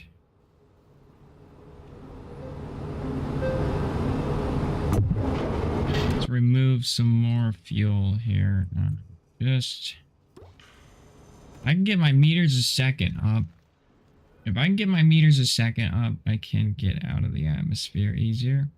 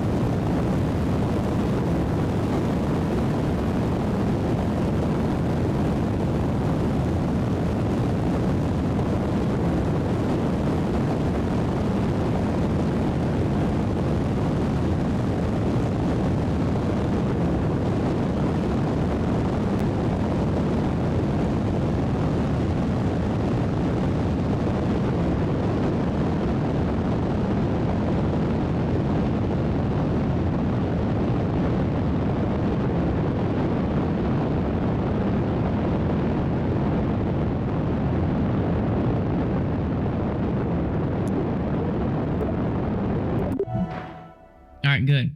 So the problem we had was there's no struts, so the side boosters were, or solid state boosters were doing this and doing that, and they were twisting me everywhere. So I need to balance that weight.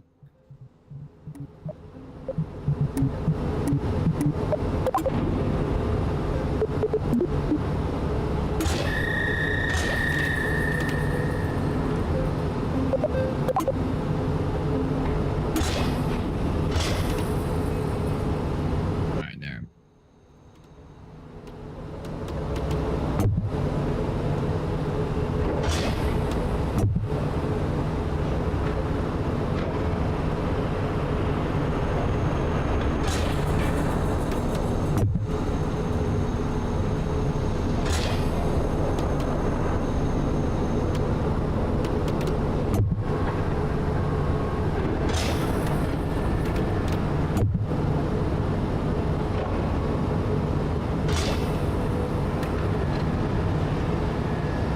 Okay.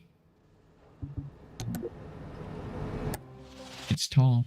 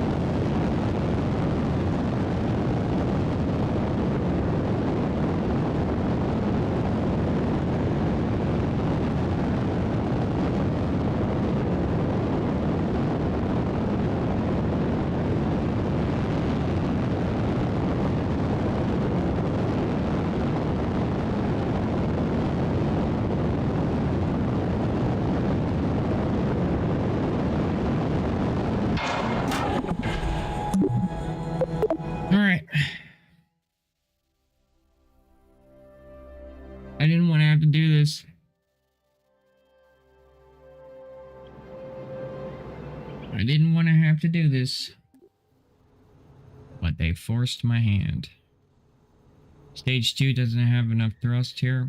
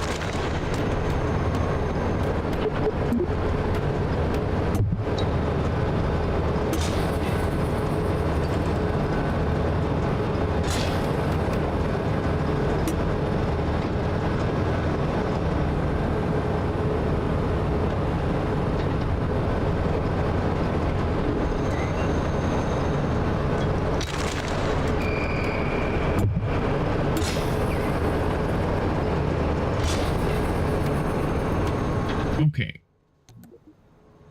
It deleted the strut. That bug is still in the game.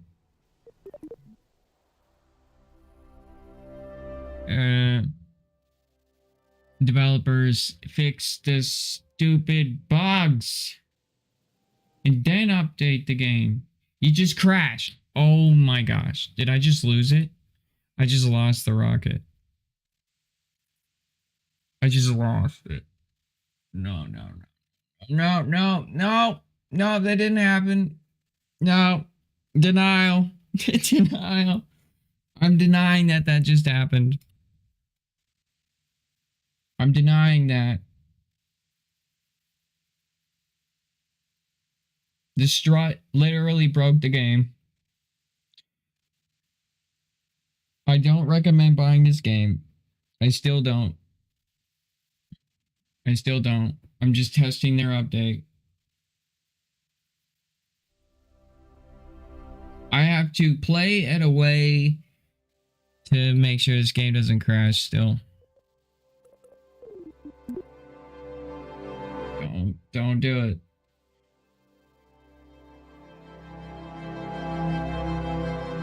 Don't do it.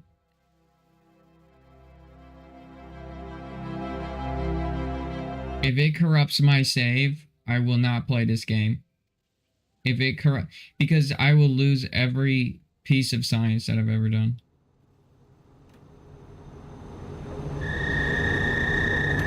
That is a bug that is done. It's corrupted saves like it's been. I wonder if they fixed that.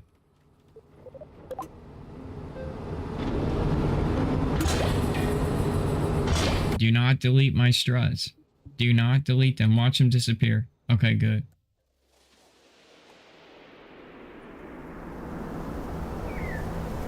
Wait. 1, 2. Oh, shit.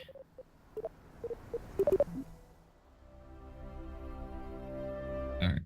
We're okay. I would have shut the freaking game down if that corrupted my save. Because that's usually how it goes.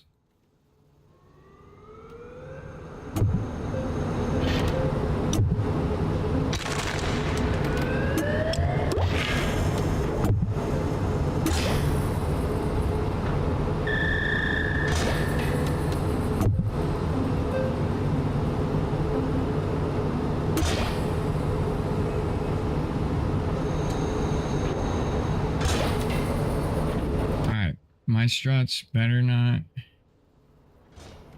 delete themselves, man.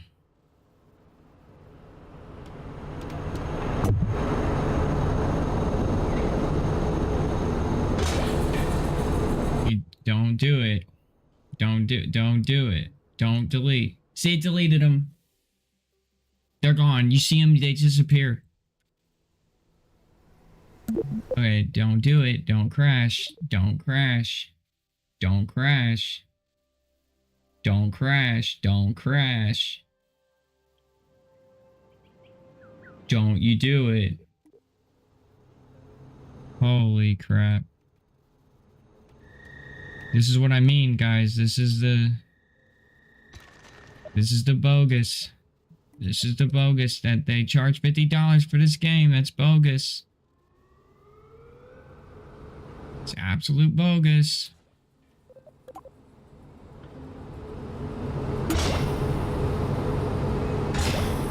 Don't delete my struts. Don't delete my struts. Thank you.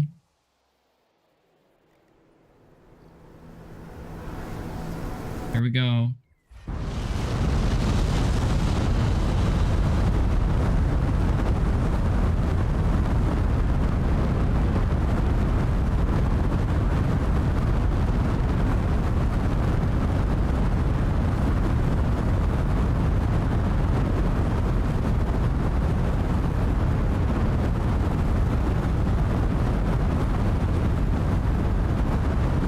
Much more balanced of a rocket.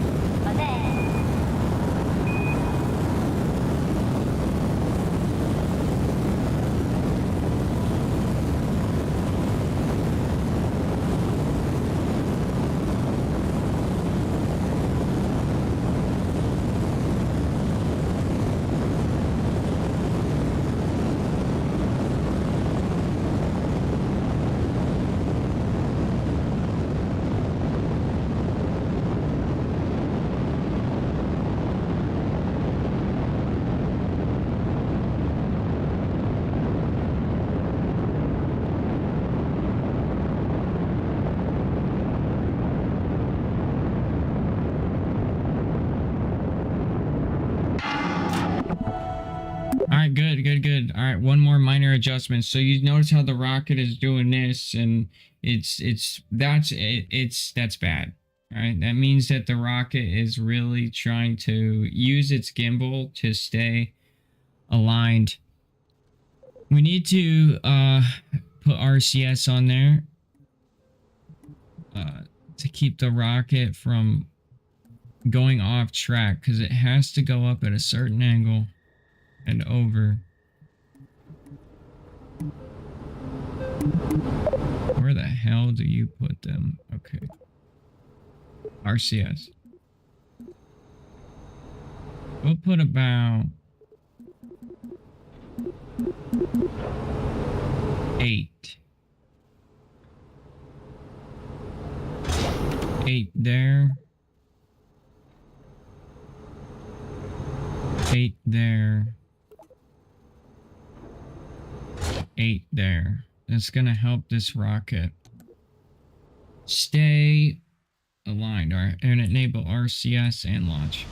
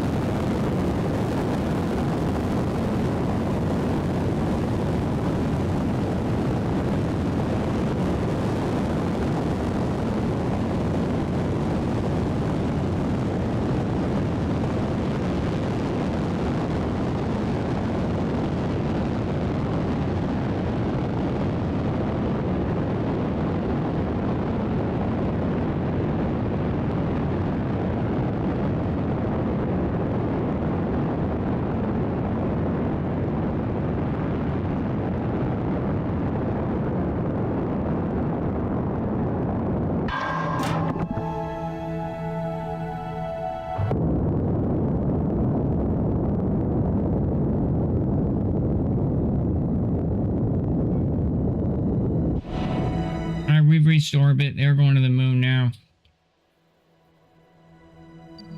All of our parts are going to land in the ocean as designed. Meaning that they're recoverable. We're going to burn right before we get to our AP, our apoapsis, apoapsis, whatever you want to say.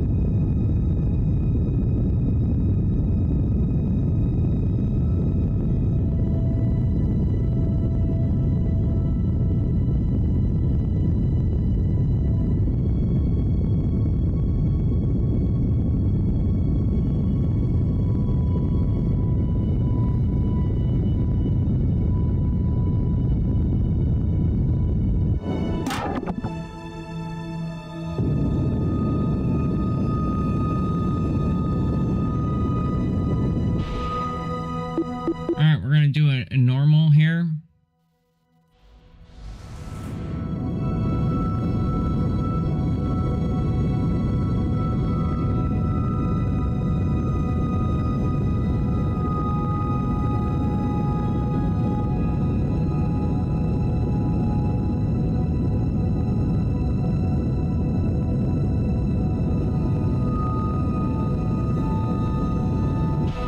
There we go.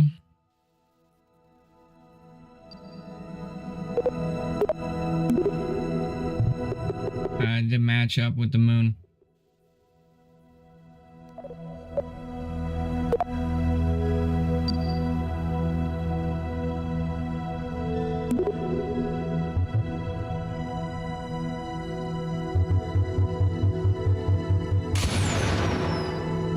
It just exploded for no reason.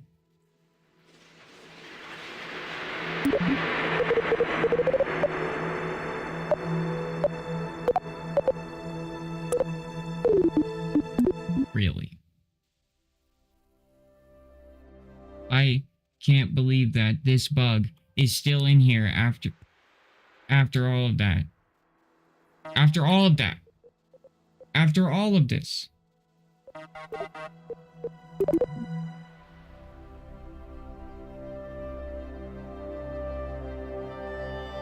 After we launched the rocket. This bug is still here.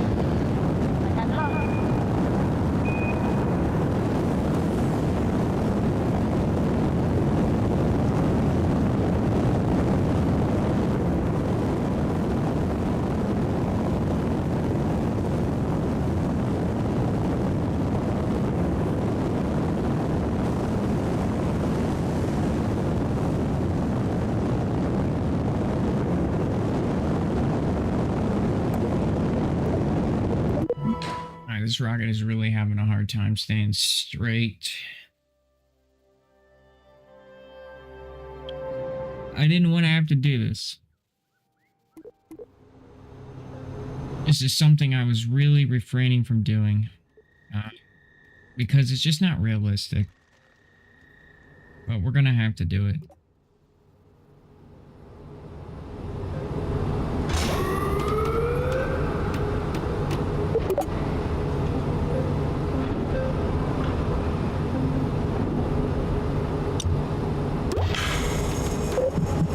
Actually, I might be able to get away with this.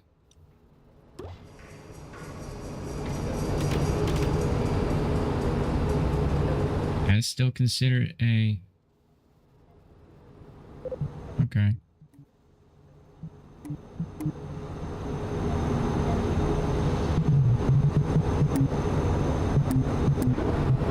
It actually might be a stronger one too.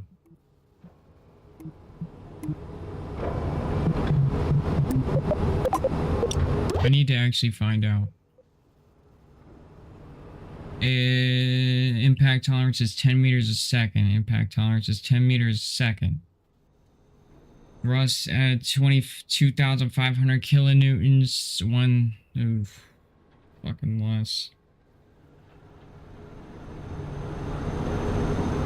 Max thrust vacuums 227. That's 300 kilonewtons. So at vacuum, this one is faster. This one, bitch.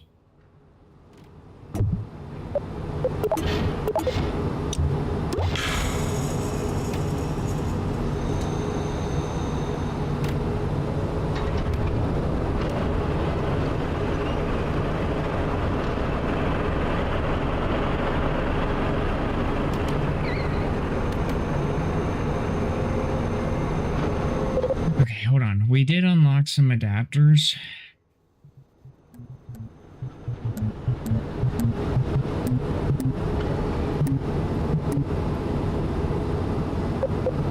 Did we unlock adapters?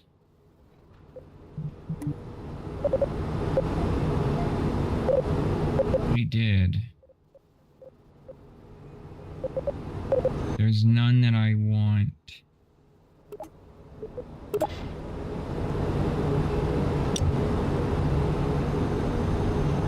That is something I want. Okay.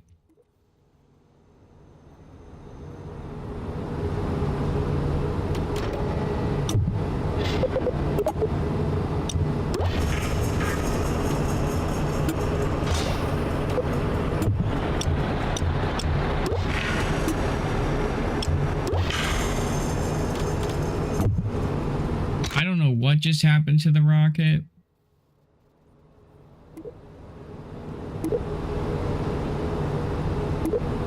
But something is wrong.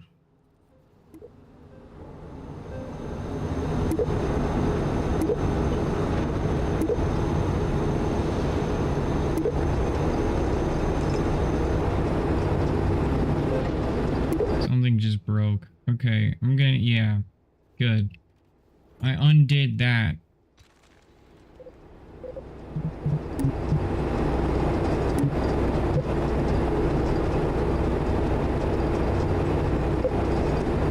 Oh boy, this game is broken.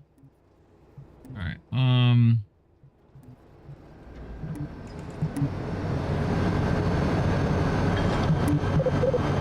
This is exactly what I need. Now, don't touch. Bro, this camera. It touches. It's not good. What if we do this?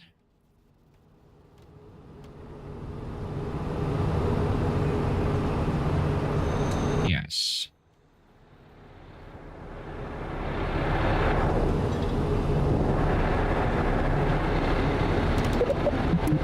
That's going to give me more TWR.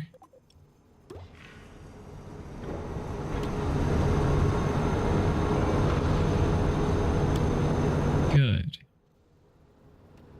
Really good.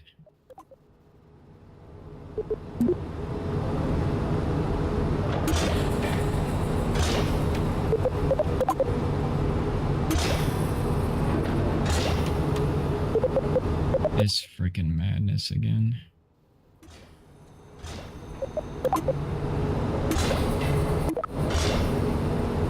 Just don't be stupid.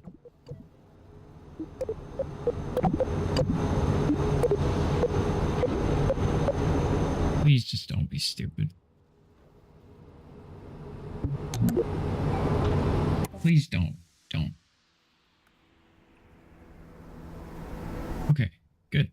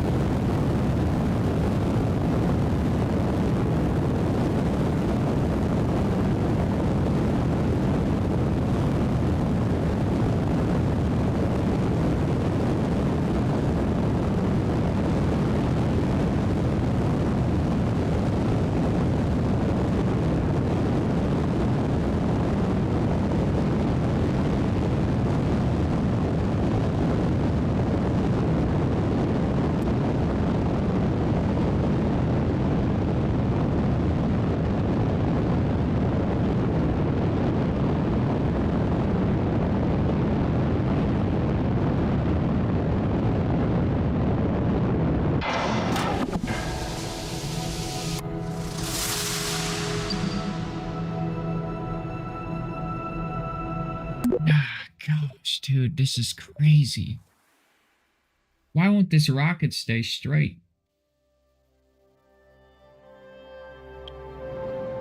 Alright. That still didn't do what I wanted it to. So,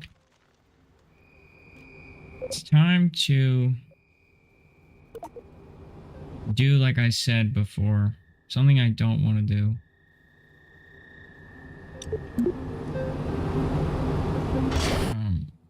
It's just not realistic, but we have no choice.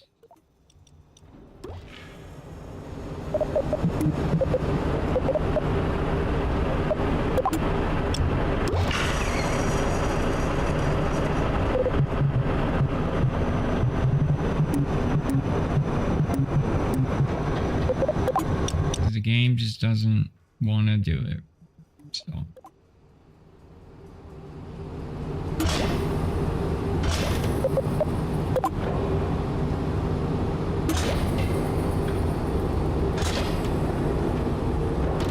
Alright, that's 2 and 2. 2.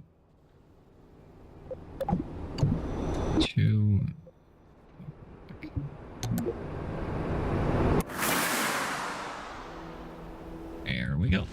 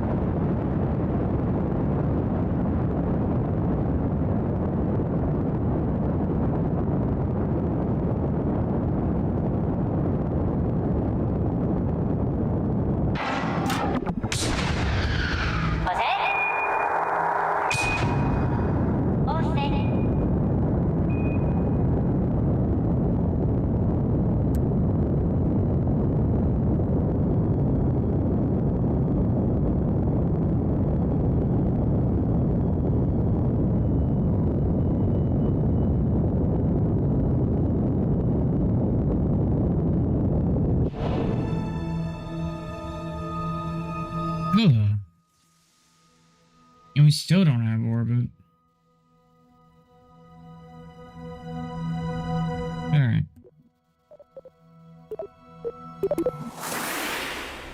Alright. So we're gonna go with a 4.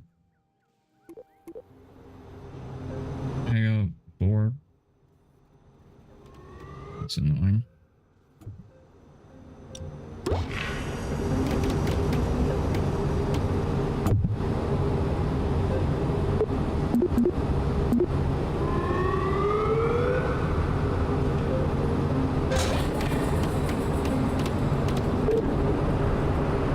Hate doing this.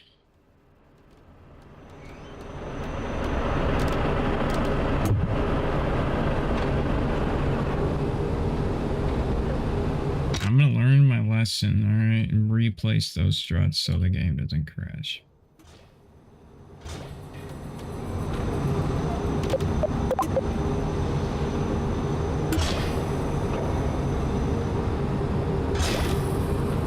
Right. So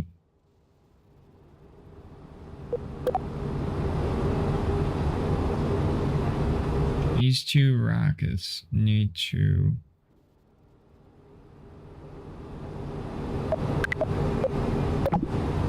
burn in their own stage. What just happened to the other rockets?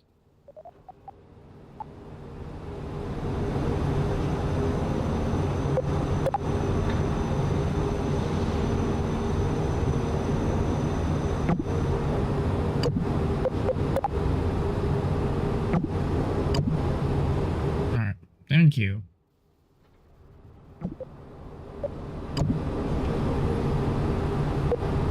Alright, so these should go up, over. They should definitely get to space. Alone, with no help, and I've never experienced this weirdness.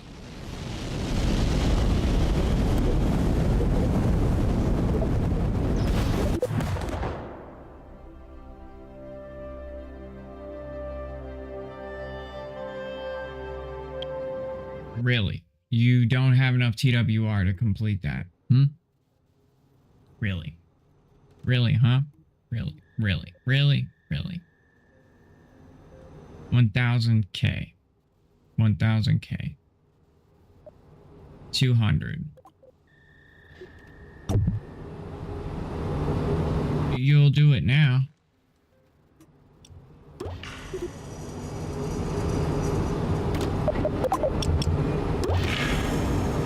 Okay, and then these are steering rockets, right? You'll do it now. Bruh.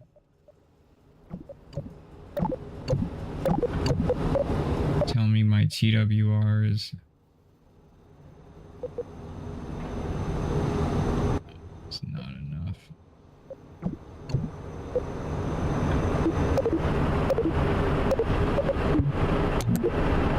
Now my TWR is enough, bruh. If it's not, that's crazy.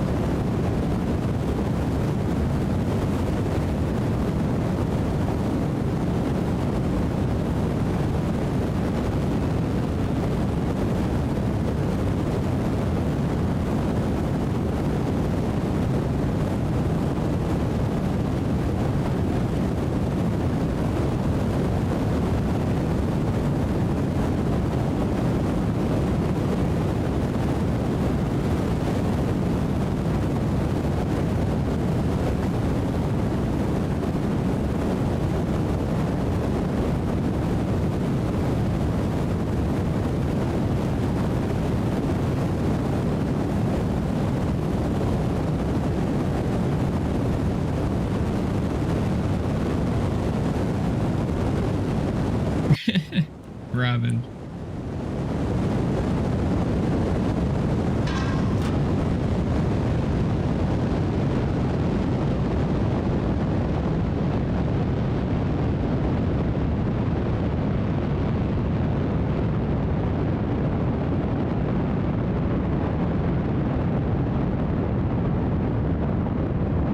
There we go.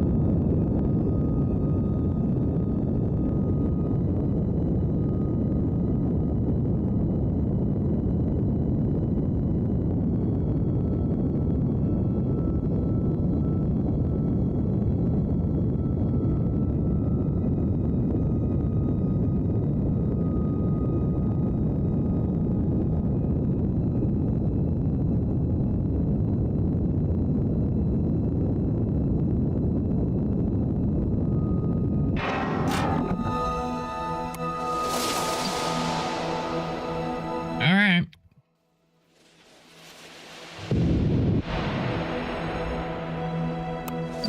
It's kind of weird how that was getting damaged. But whatever. I'll live. We're going to save the game. That's better. It's not amazing.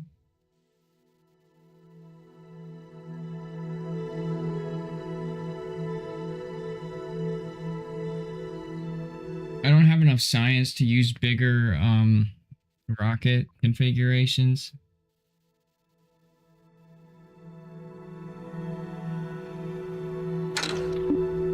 I actually might be able to just get to the moon right now. Hey, fam.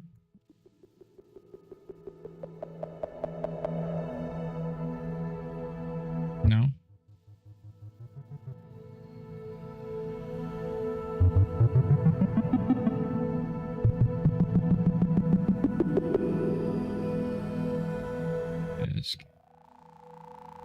Why are you... That's not even...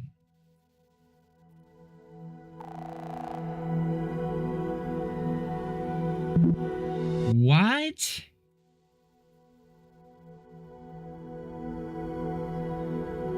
Oh. Okay, hold on.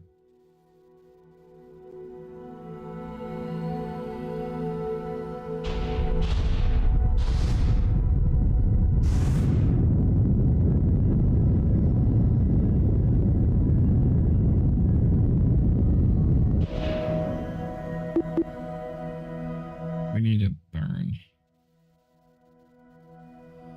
really soon.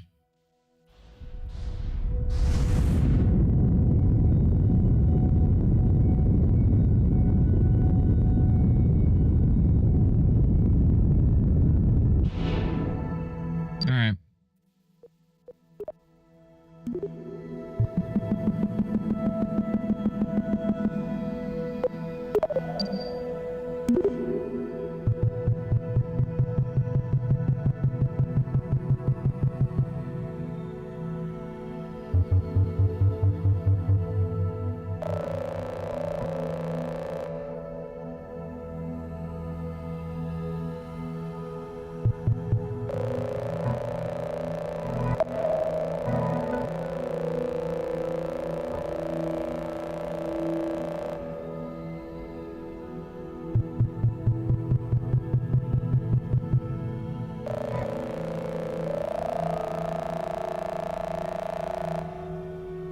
Here we go. We Tokyo drift right into the moon. All right, now I just need to do this.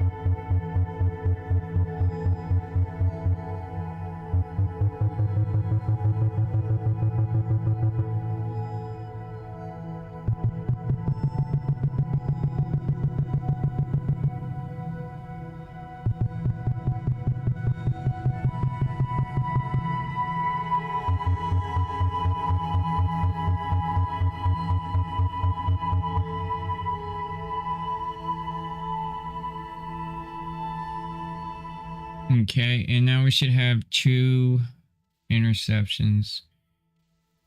One to be closer and one to be further. Mad Dog, I'm just going to the moon. Sorry, I was in a...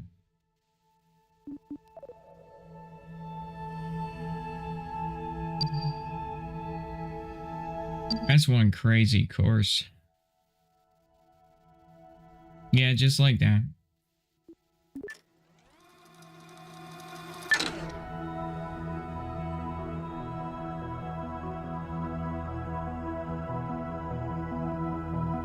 Wait, no, not just like that. Oh yeah, no, just like that.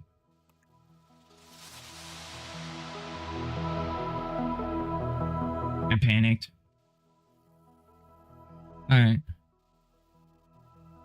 5, 4.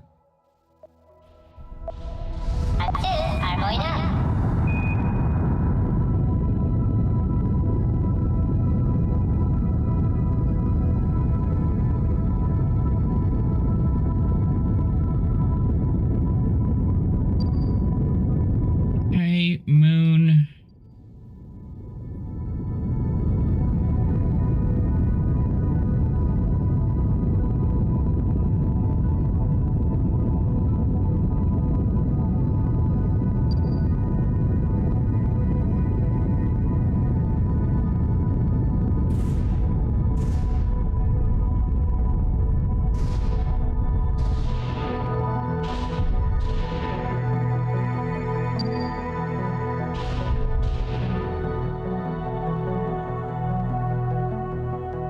That node's a little strange. I guess it lied to me. It's okay. Save the game, because the Kerbal crashes a bajillion times a day.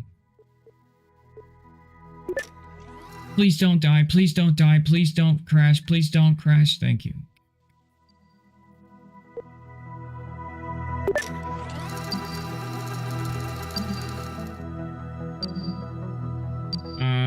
Periapsis is 481 on the moon. We're gonna need to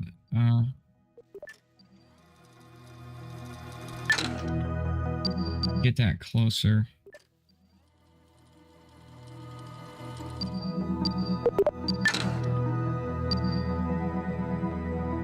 If you have epilepsy, close your eyes. Okay. You can open your eyes now. Alright, we're radial in. I'm good.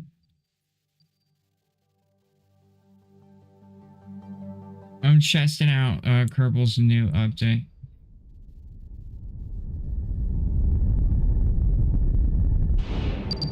What the frick?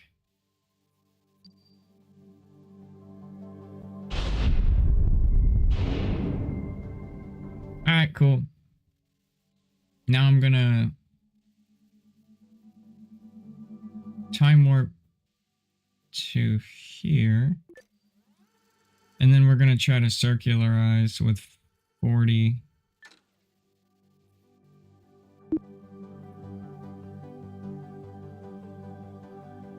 I'm doing big map stuff. Then we'll go land.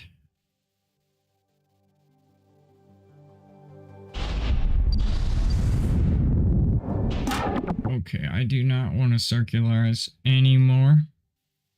You're up to bed. I want to make sure. Show some love. Hey, no problem, dude. Alright, here we go. We're going to have to decouple this stage right here. Success. I don't like that sound. I'm going to save the game because I feel like I think it's just going to explode for no reason.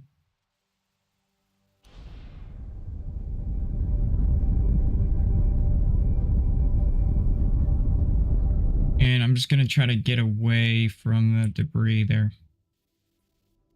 I just want to get as far away from that debris as possible. There's the moon.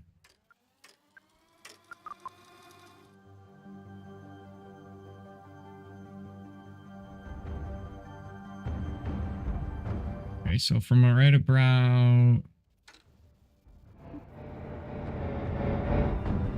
about here, I need to circularize.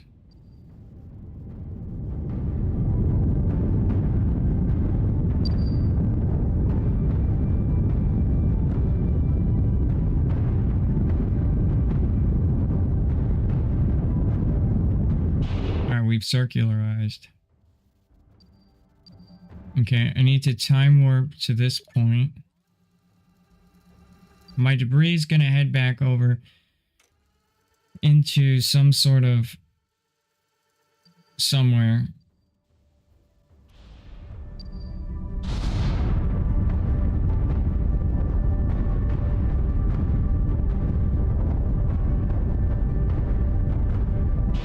Okay, and then we're going to time warp to this point.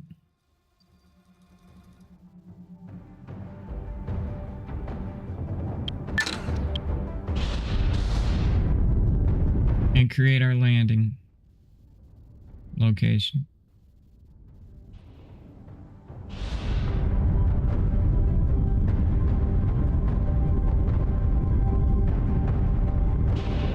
Should be like that. Okay, good, perfect. Okay, all right. We have 1,881 to get back off the moon and back to Kerbin. This is going to be intense. Save the game. I did it as cheap as I could.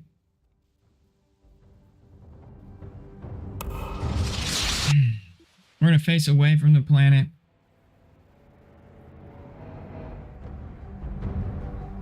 And we're going to hit G.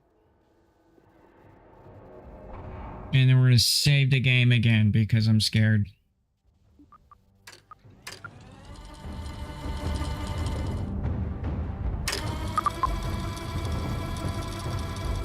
We're going 500 right now.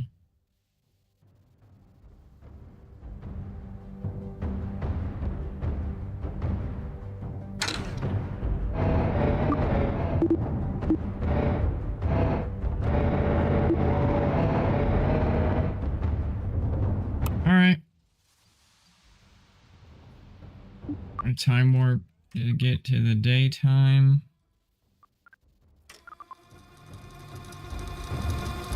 My slowdown was pretty good. We're only going about 500. Can you not shift my camera like that? I'm scared.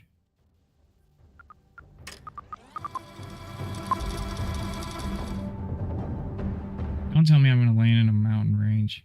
That would be bad for me.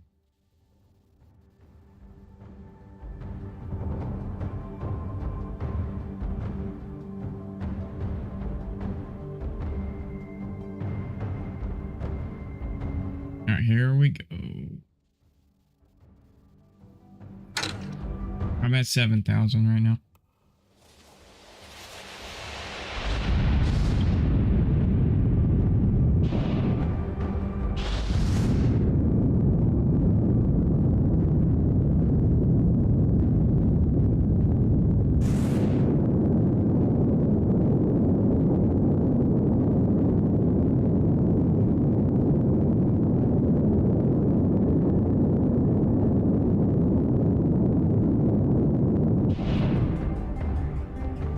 Let's just drop that to about 300.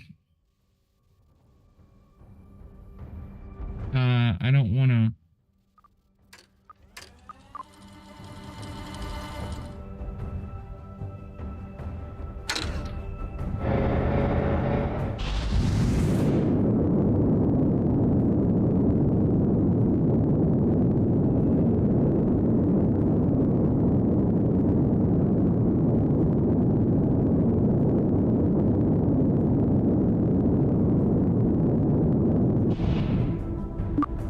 Drop that to about 70.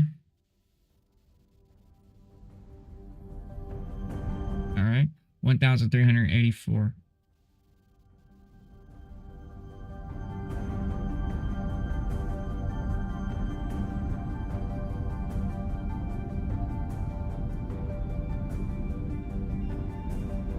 We're on 3,000.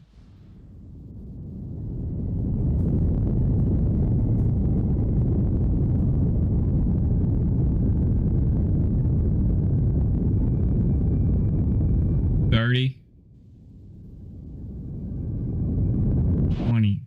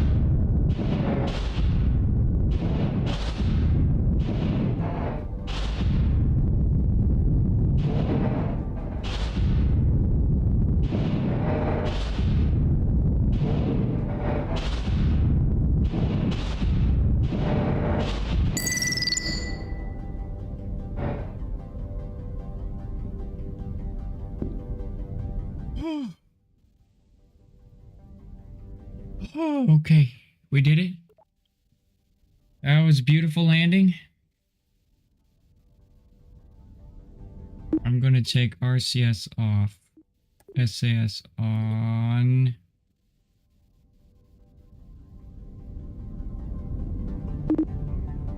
Alright. Now, this is where it gets freaking scary, okay? We have a great launch point because we're at an angle, and that means I can get out of the moon's atmosphere at this, this way, which is good. But getting out is scary because I don't know if I'm going to shove this thing and knock it over.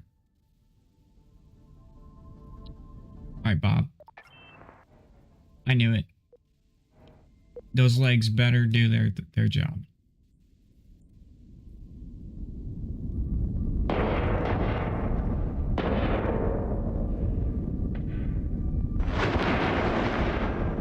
Those legs are barely doing their job. Before crap goes really bad.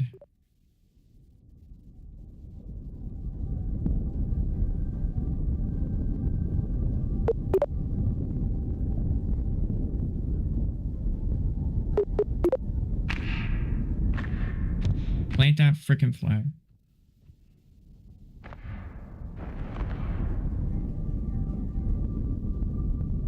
Okay.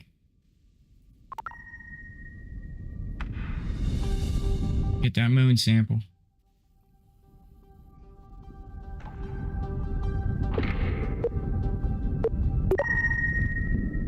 Run the queue. Okay, good observation. Yeah. Cool.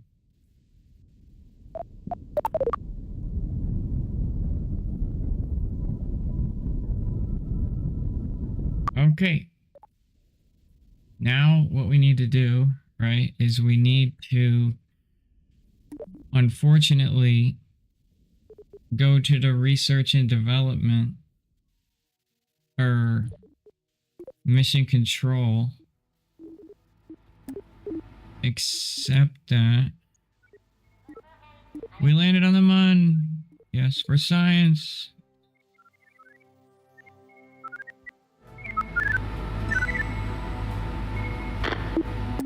I was literally tripped out by that. And then, where was the one?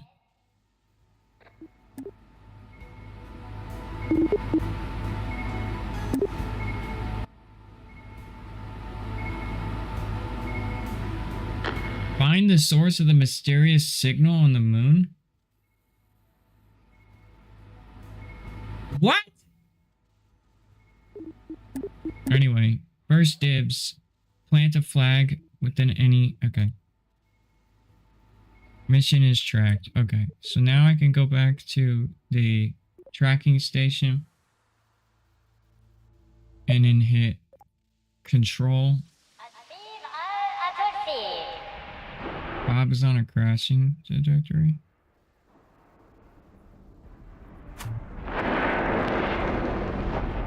Alright. Let me...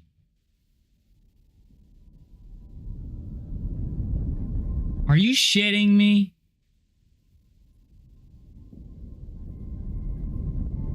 I can fix this.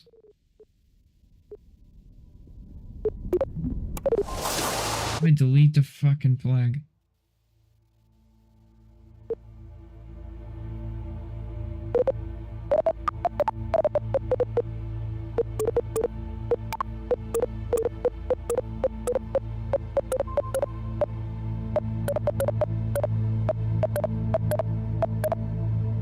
Oh, of course, flags aren't filtered. Okay, you're super sweet.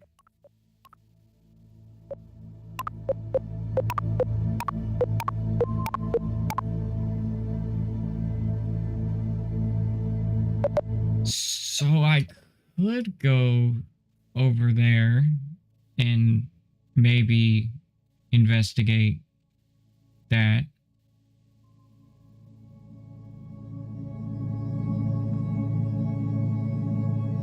I don't know, chat. What do you want me to do? Do you want me to walk over there? I could fly over there.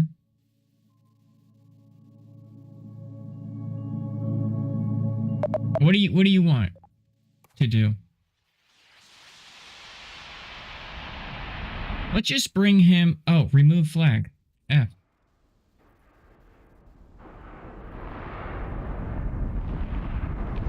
Okay.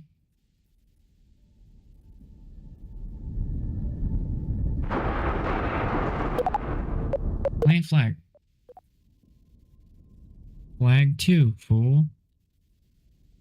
Alright. Fool. There. Now you should say, I get... Right. And Besplamo. It didn't count. You're kidding.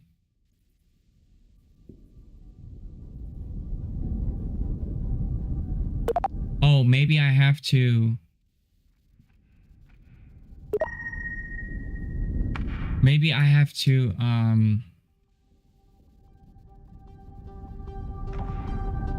Yeah. That's what I'm thinking. I have to, leave and come back, and then it'll count. Alright. Okay. Alright, sweet. Alright, any additional science? No. Good. Okay. Now this is the risky part, man. Oh, this is scary.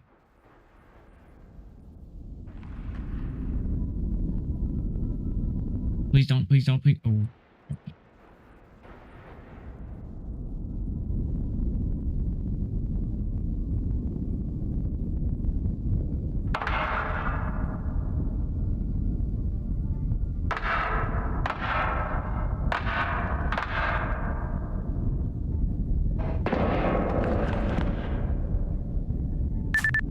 I'm in. Okay. Okay.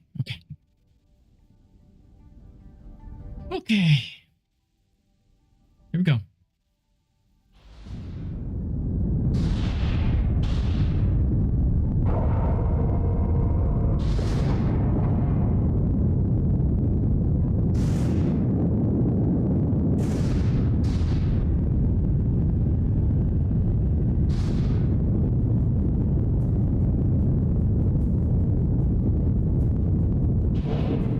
Alright, cool.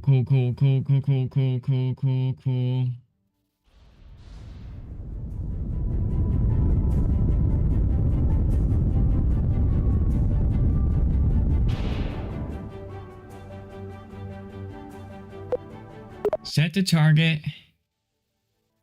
Set to target. Yeet. Come on.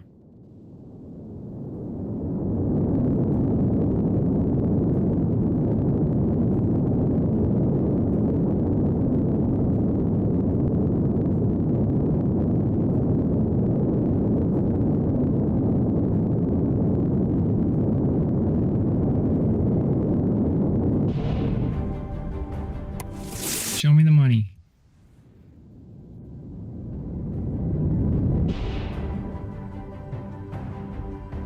All right, we got money. All right.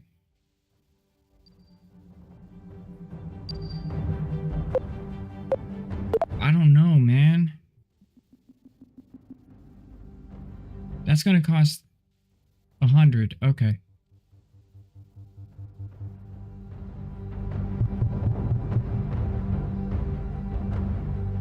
That's gonna cost 150.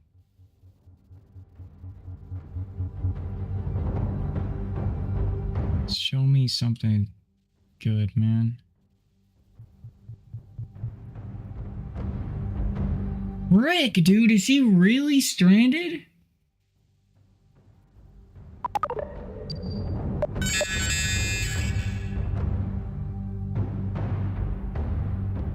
I mean...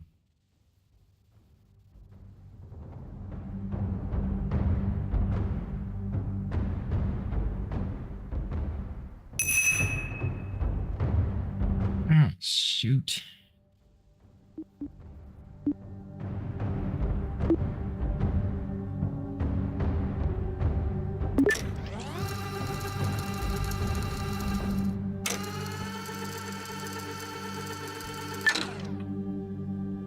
Hold on.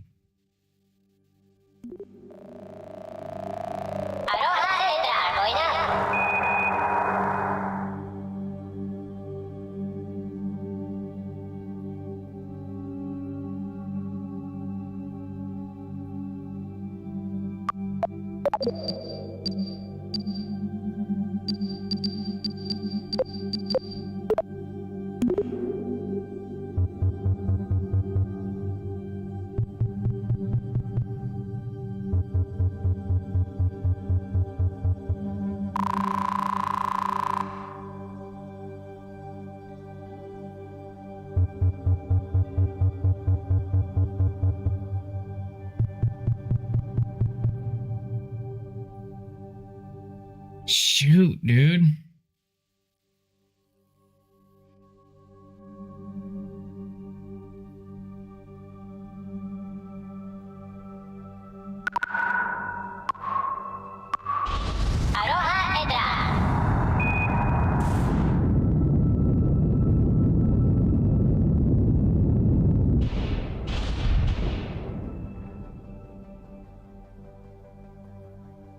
I have 200 left. Okay, if 200 can get me a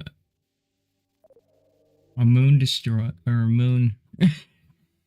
This is Chris. This is crazy.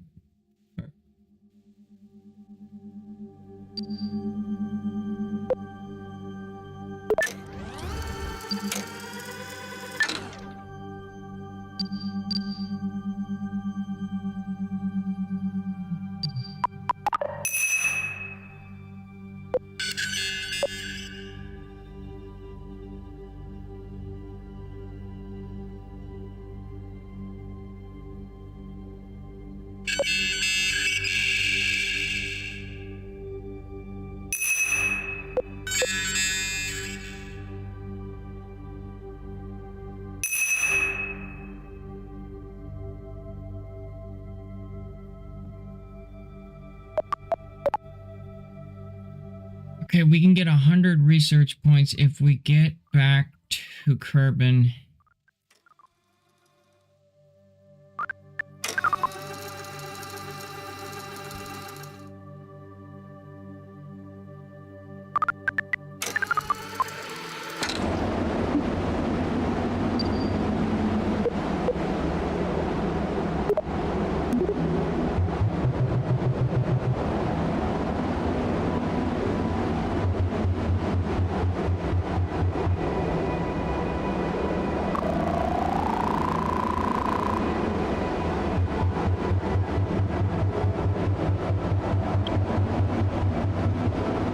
kidding me?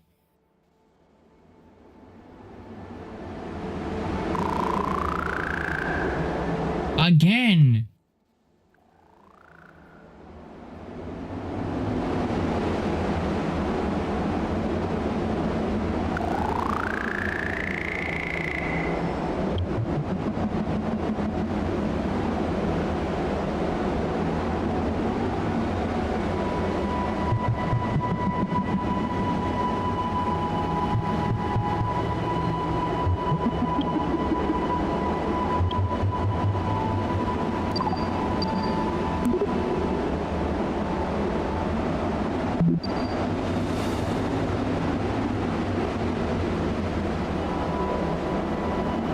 Okay. Not good. Not good, not good, not good, not good. Alright, so... Oh, that was a lot of science, dude. I had like 1,000 science, bro. Oh, that was stupid nice. Alright.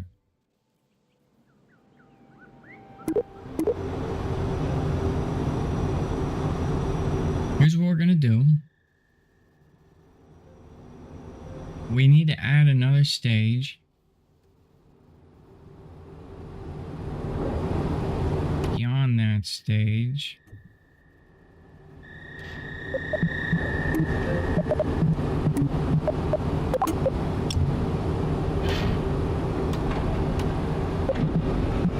And it's gotta be really small.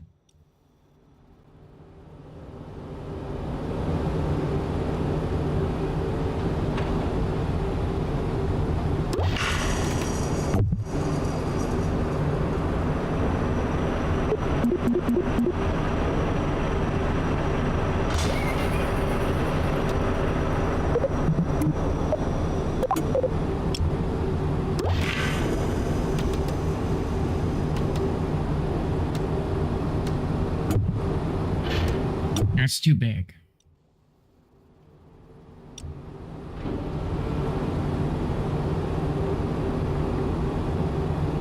That's too big.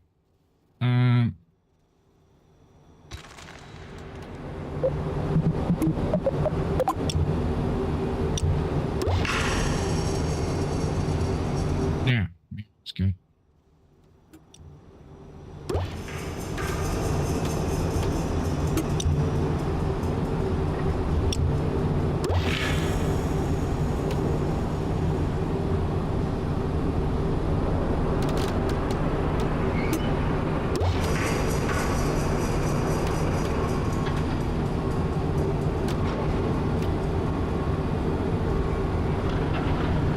I need more ladders.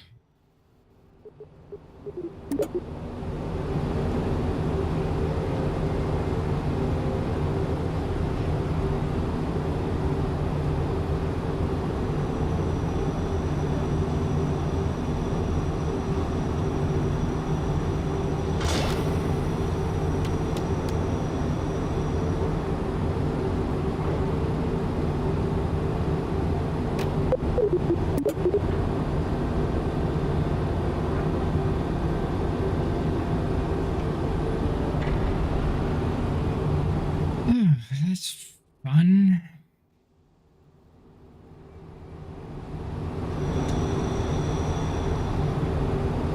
That's gonna take... Anyway.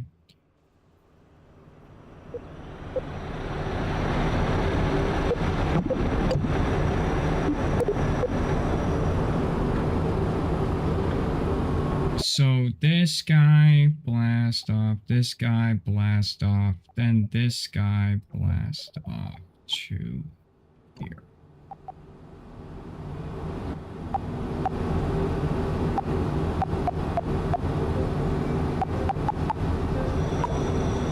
I said here. All right, that's enough. The landing net has to be on flat ground. Like, it has to be on flat ground. Like, it has to be.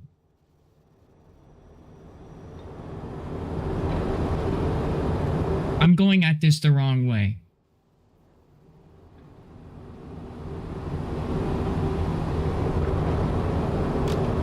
I'm going at this the wrong way. No, I'm not. Yes, I am. No, I'm not. Yes, I am. Yes, I am. No, I'm not.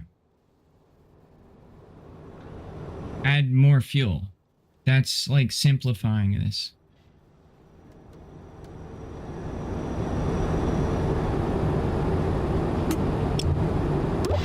But that's more safe. That's more safe though. Because then I can get an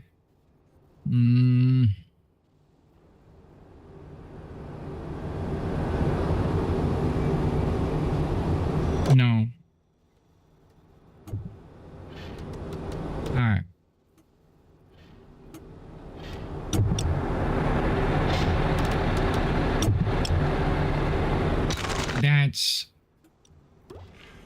That's better.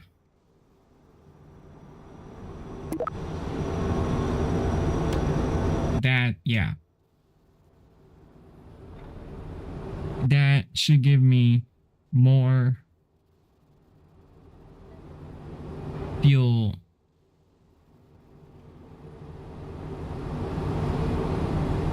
AKA better. Alright, solar panels. I know. I didn't forget.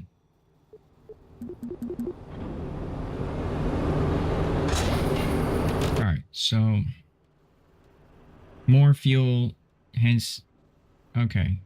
This is heavier than both of them, right? So that, yeah, okay. Alright.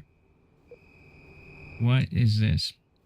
Okay, 2, okay, 2, 4, this, that.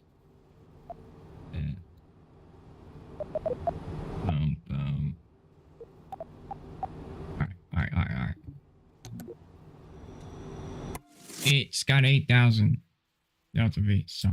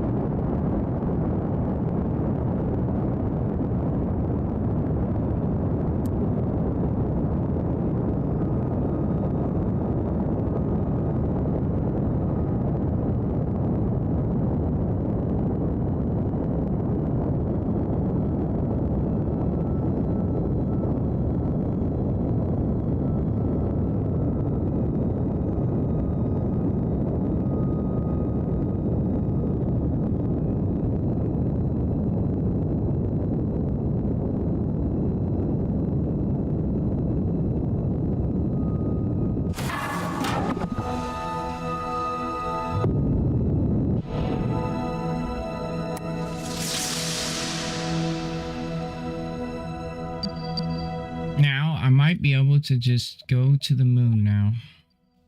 Right here.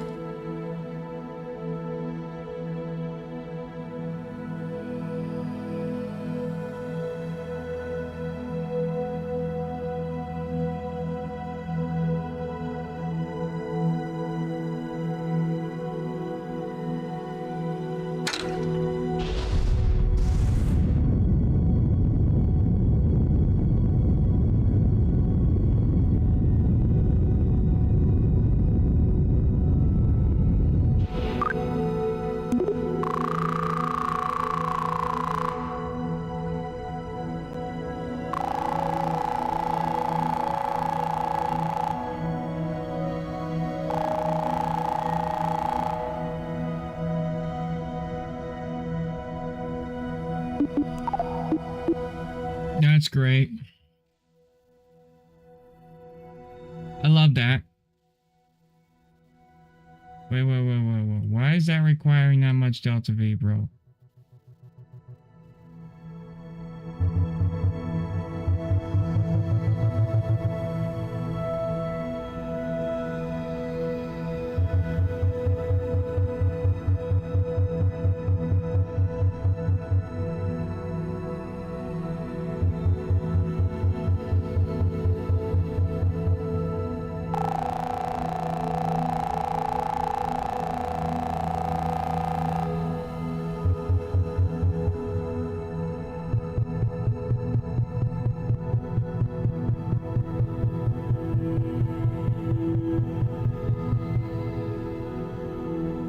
There's a weird signal on the moon here. And I can't see it. Of course I can't frickin' see it.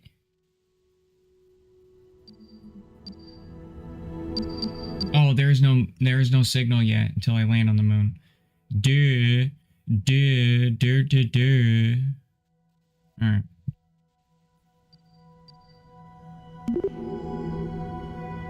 That's gonna cost me $9.29, leaving me 52 left over. Let's go.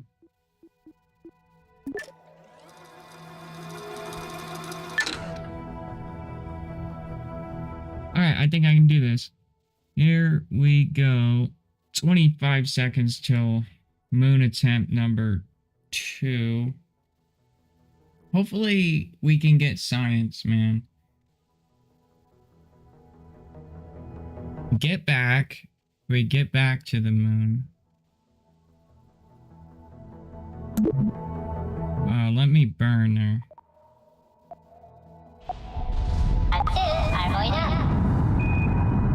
Then set the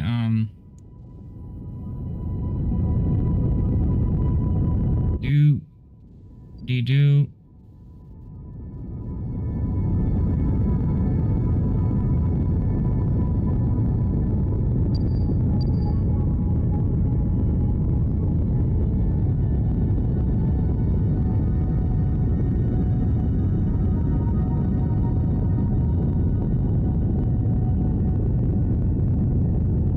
come on.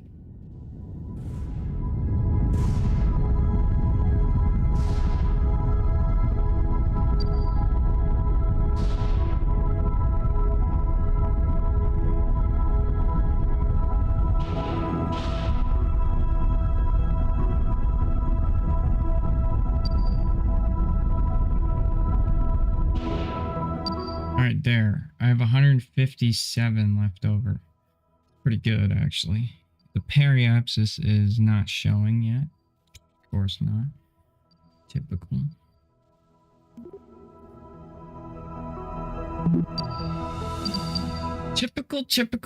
Typical. Alright. Save the game.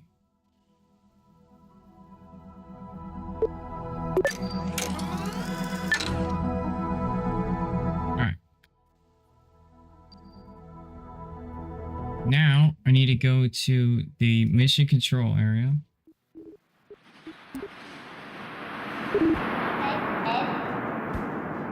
Land on the surface of the moon. And track first dibs. Now we go back to the tracking station.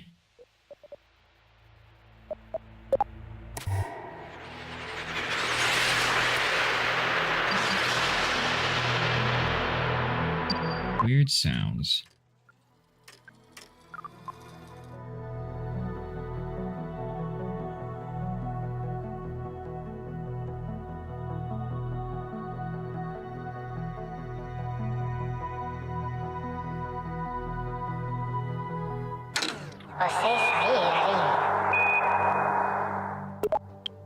Save the game. Periapsis is 200,000. It's actually pretty good. All right, now what I'm going to do is set that to...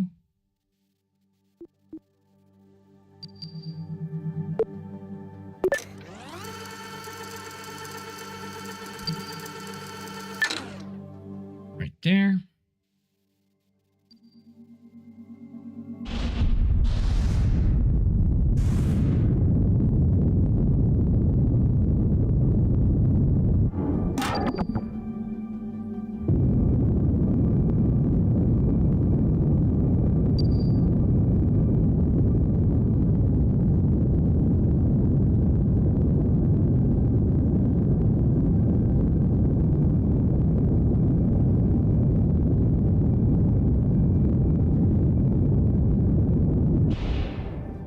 Okay, I've set my crash course quickly.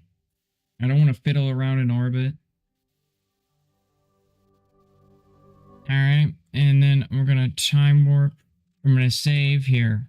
I'm going to time warp to this point. We have 2000 Delta V. That's going to go back into the junk world.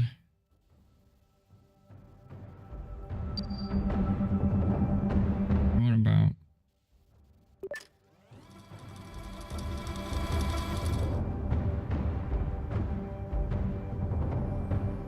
it was set to land on the daylight section.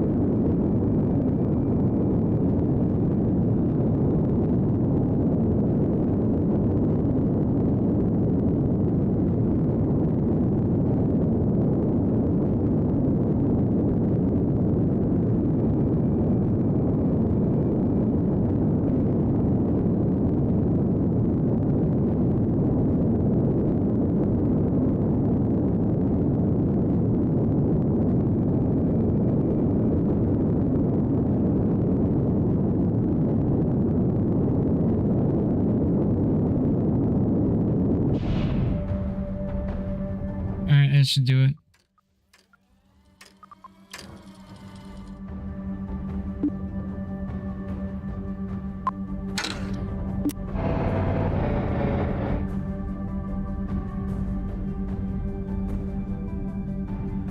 Looks like we're going to be landing on pretty flat.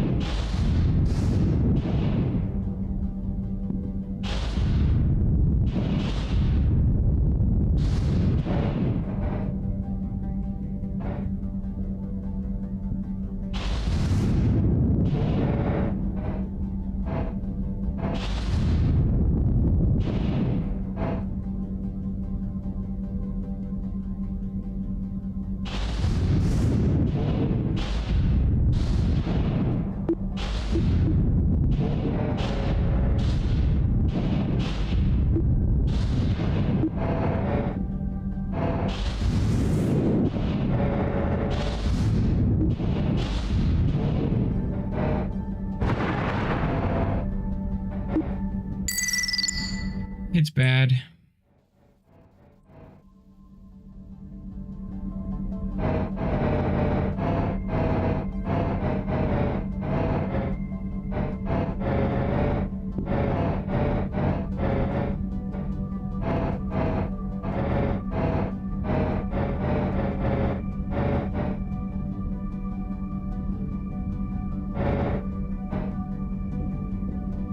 Okay.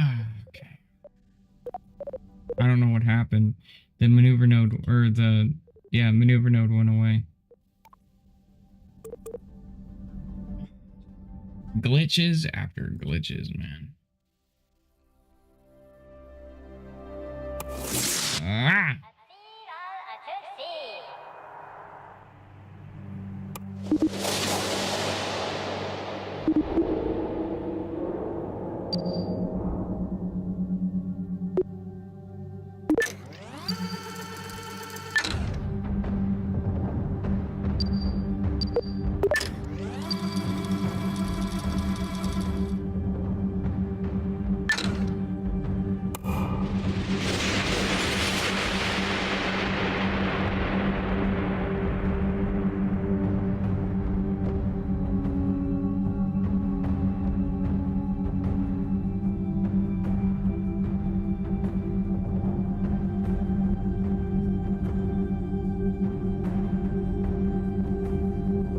I think at 1,000, I'm going to burn.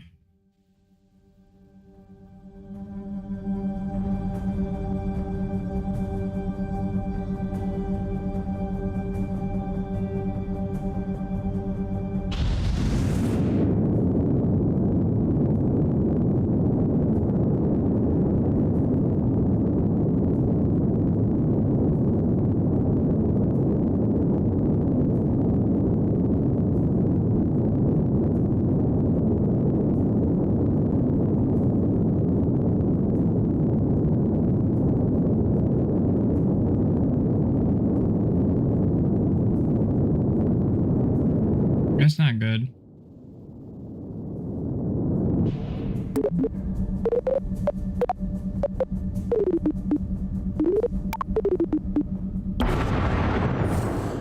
All right, so 6,000. That's 6,000 I need to burn.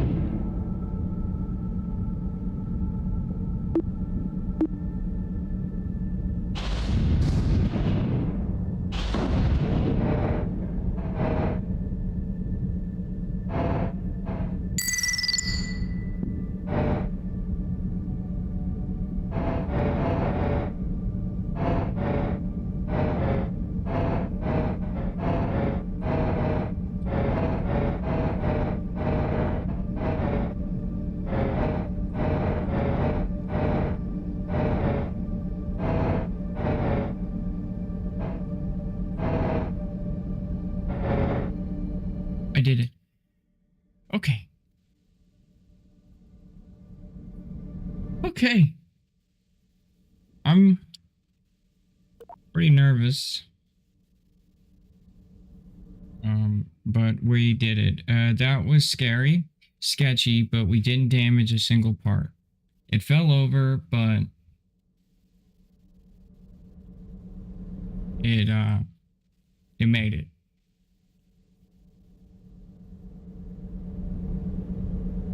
It made it.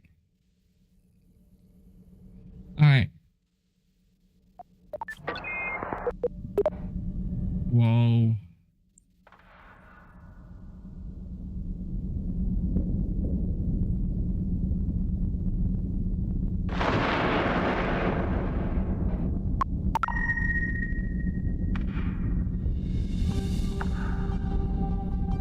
We have 1,400 to get back.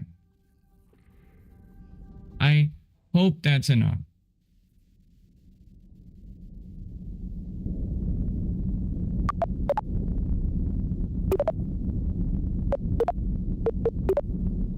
Oh. Come on. Come on. Give me the bing. Skadoosh.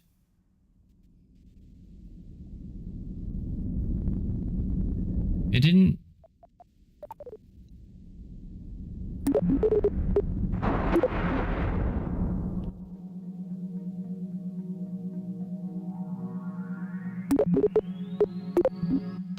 It didn't give me. Plant a flag within any mare on the moon.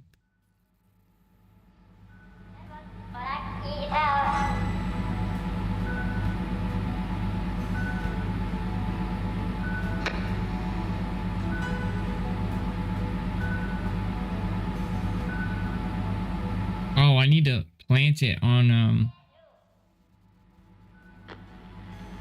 the lowlands.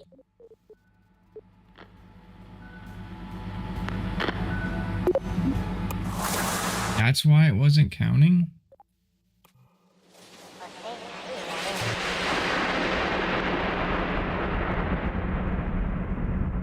Okay.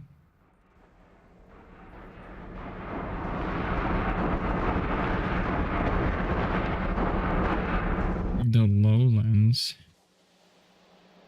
What the frick is the lowland? Oh my god, these things?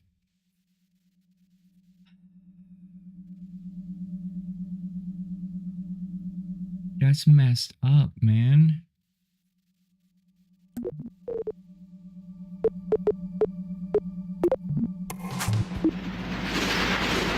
I'm gonna have to hike all the way over there.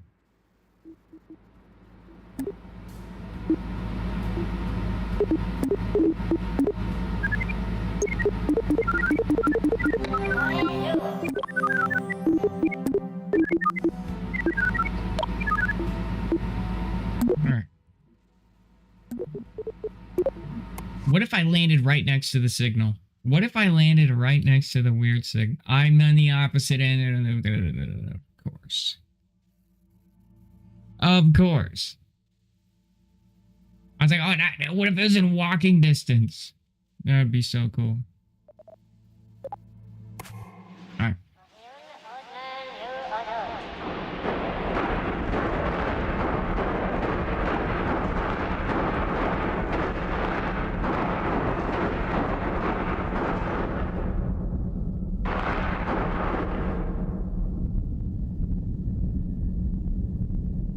Alright, well.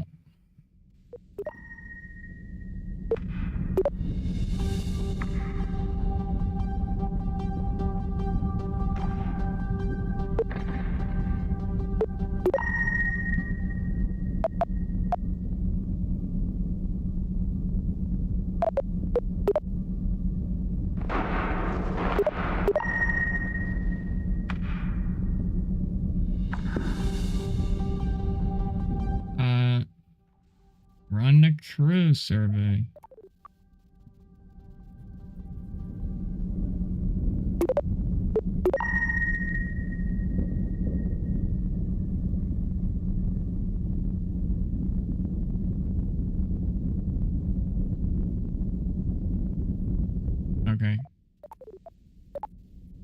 so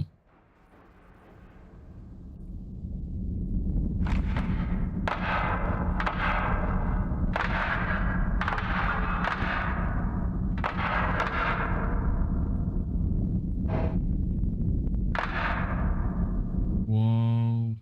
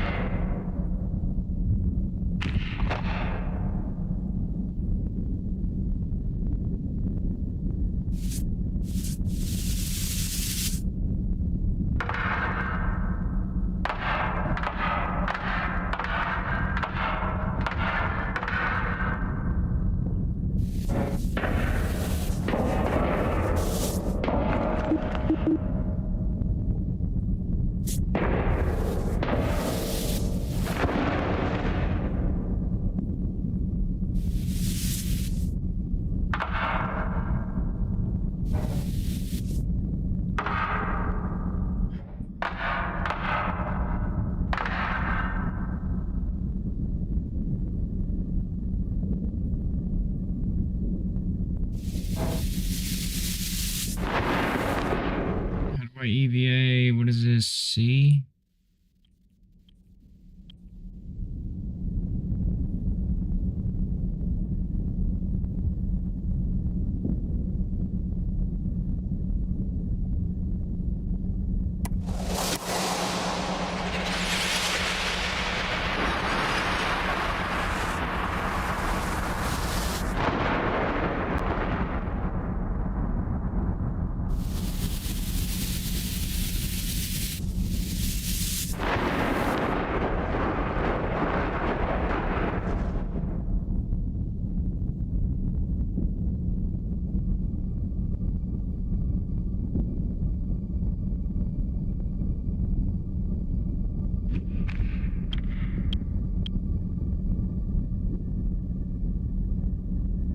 Uh-oh.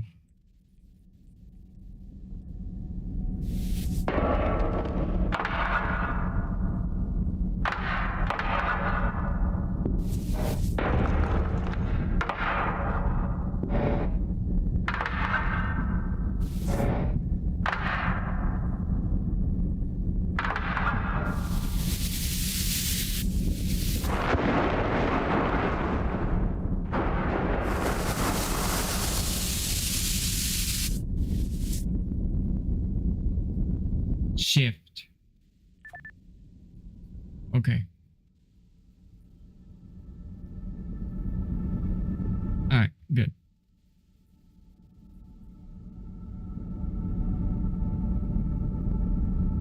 Now I can run.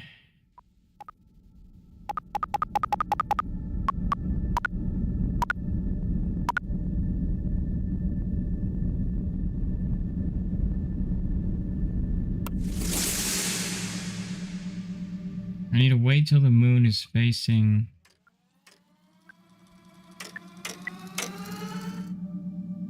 the planet.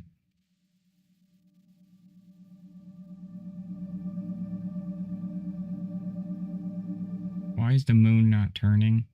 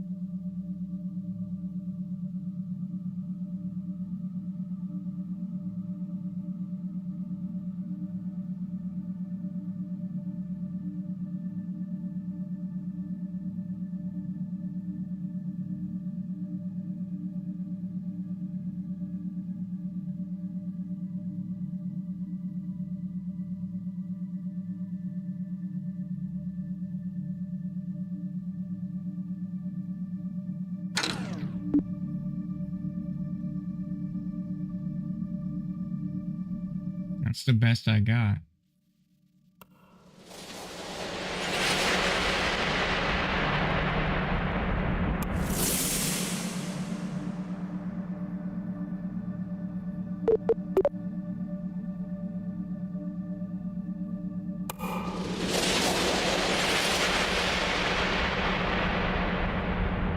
Alright.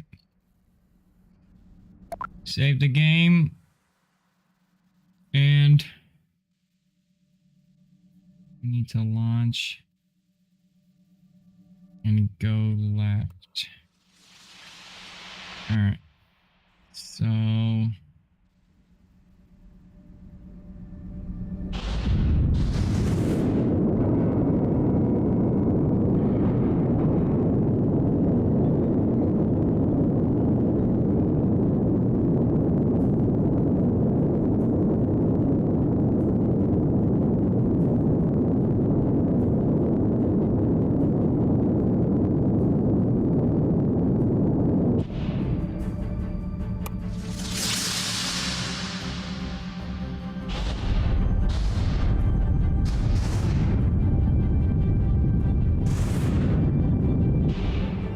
oh my god.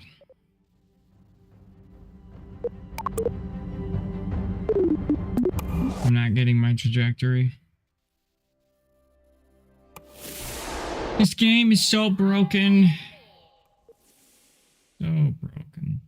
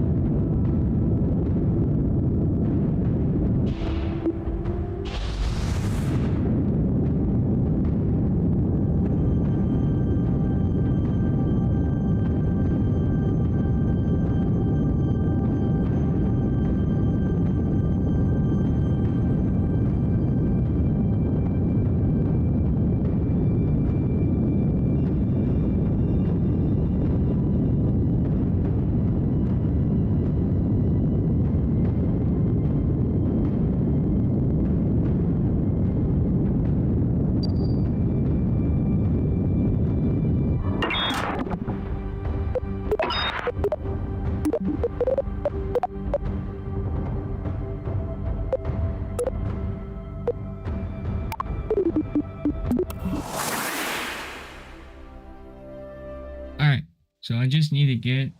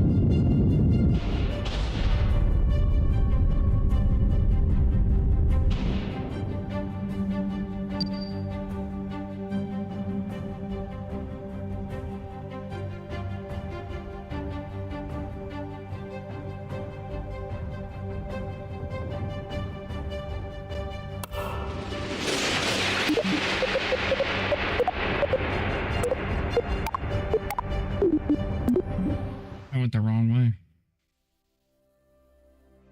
I need to go north?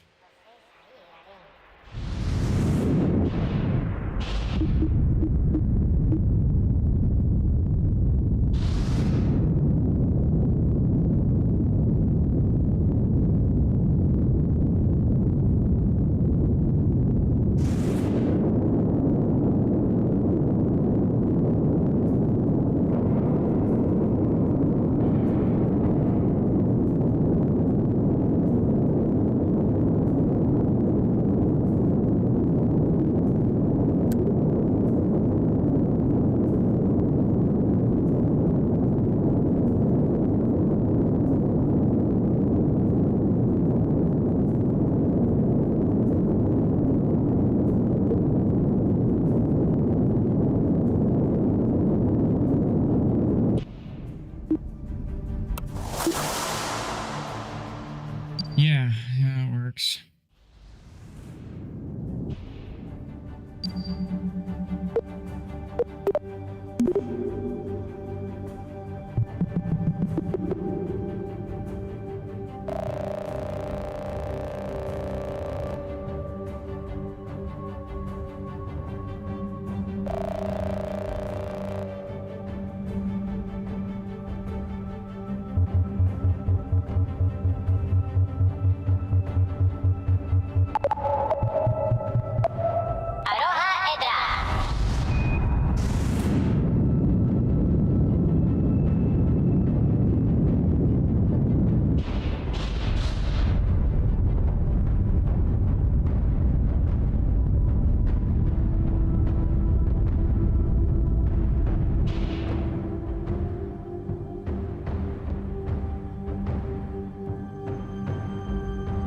We're gonna make it. We're gonna make it. We're gonna make it. I have 557 left over. Okay.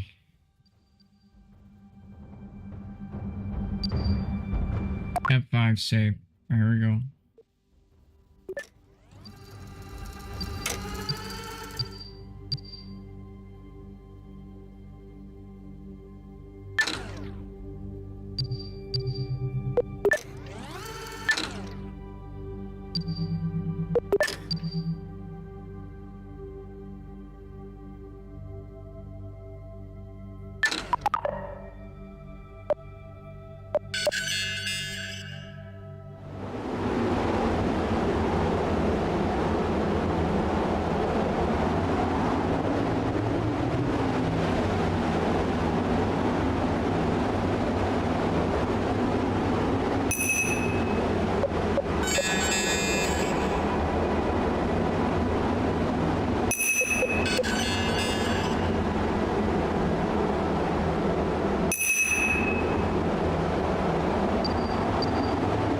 Okay, here we go.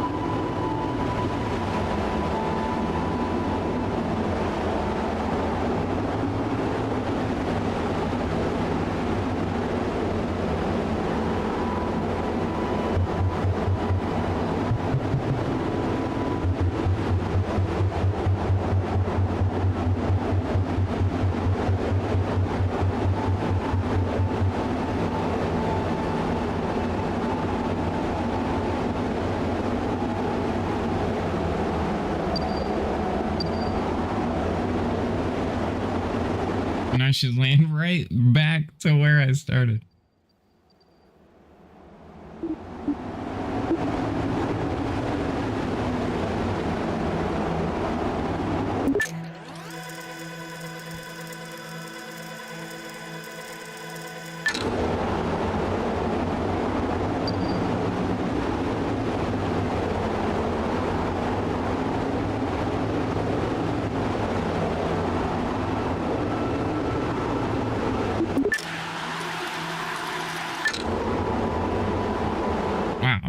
right at the base too. All right, 23, 18, 17. Come on, dude. I don't have time for this. 15 seconds.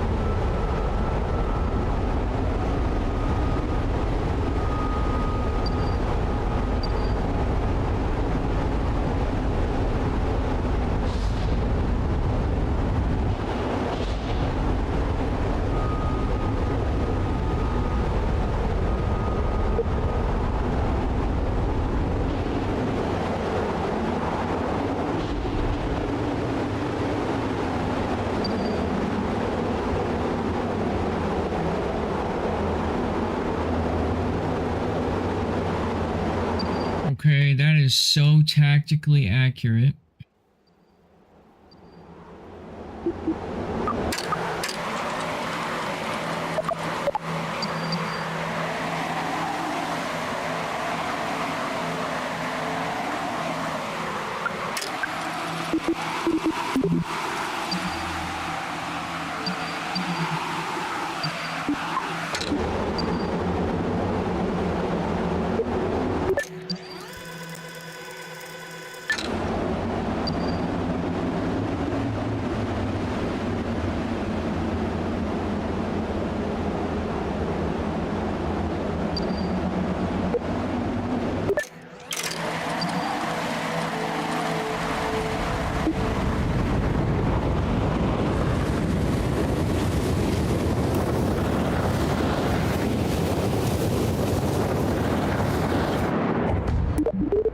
I knew it was going to do that. It always does that. It always does that. Every time, it always does that.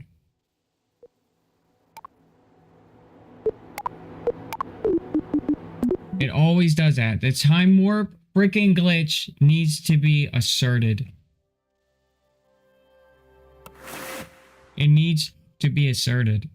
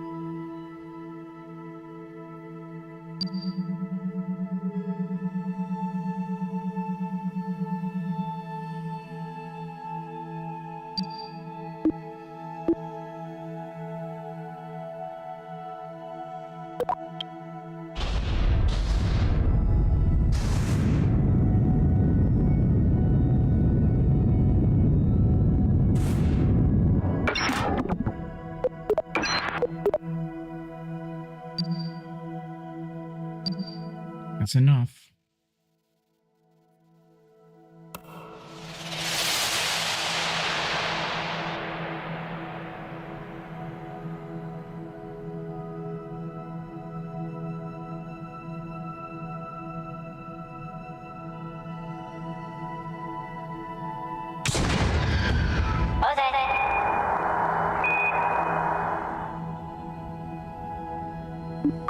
Will the heat shields protect me?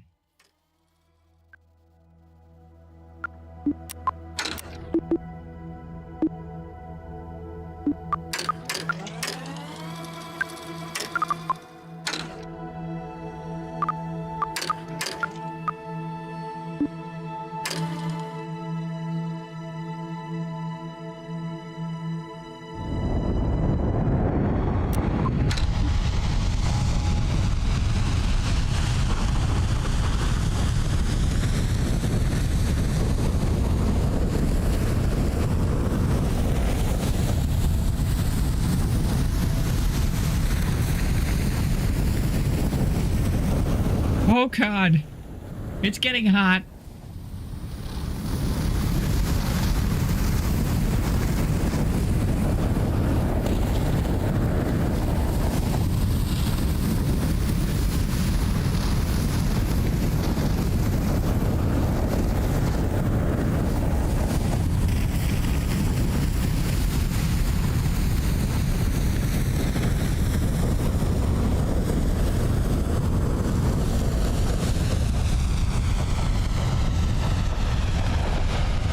I lived.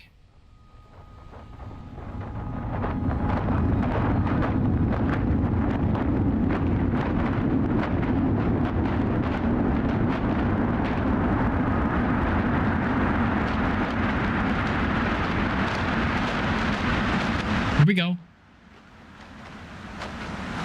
400. 300.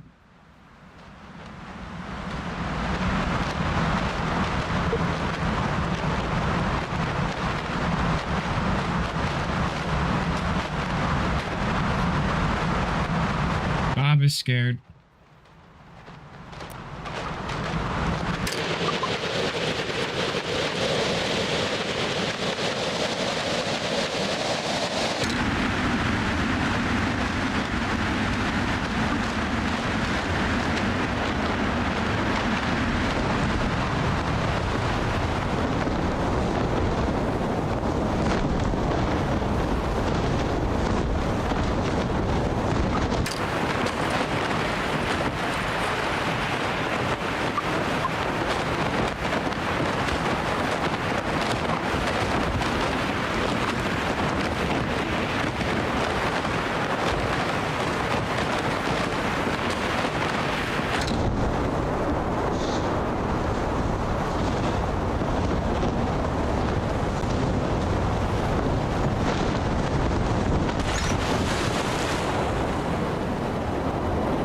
Oh my gosh, we did it, man. We did it, man.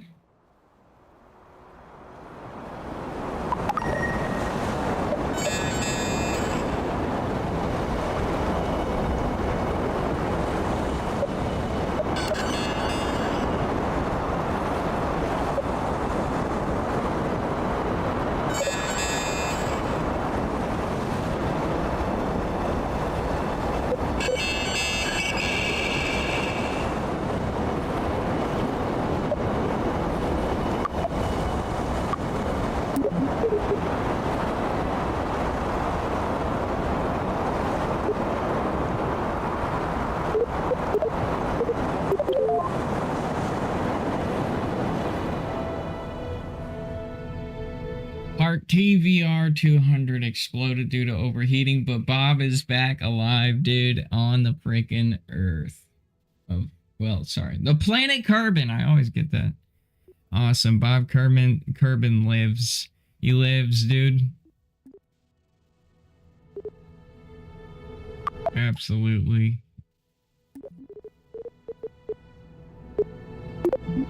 Mission control. Amazing. Lonely satellite. So it says here, open carbon with a probe core antenna. So that's weird. I didn't get any science for that. Let's see how much science I got.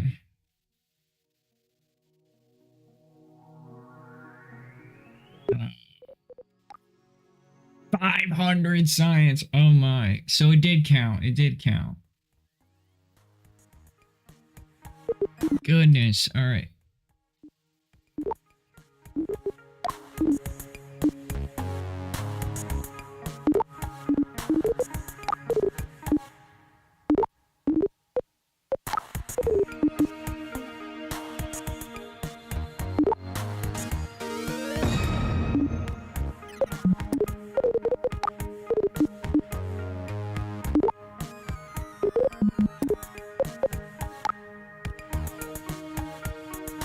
We did it, y'all. We did it. I can't believe it. We got there. Tier 1 is complete, dude, in one day. We got to the moon. We returned, right? I like this update with the moon being more difficult to get to. In the last update, the moon was too easy to get to. It took like a bajillion trillion times to get there. But I think that's good enough for me to go eat some pizza and celebrate. What a good day on Kerbal 2. The bugs are still terrible, okay? You need to get the time warp bug fixed. That should have been like yesterday, last year, okay? This is great and all, but this should have came after you fixed the bugs. The time warp, the random exploding parts, the wiggly rockets.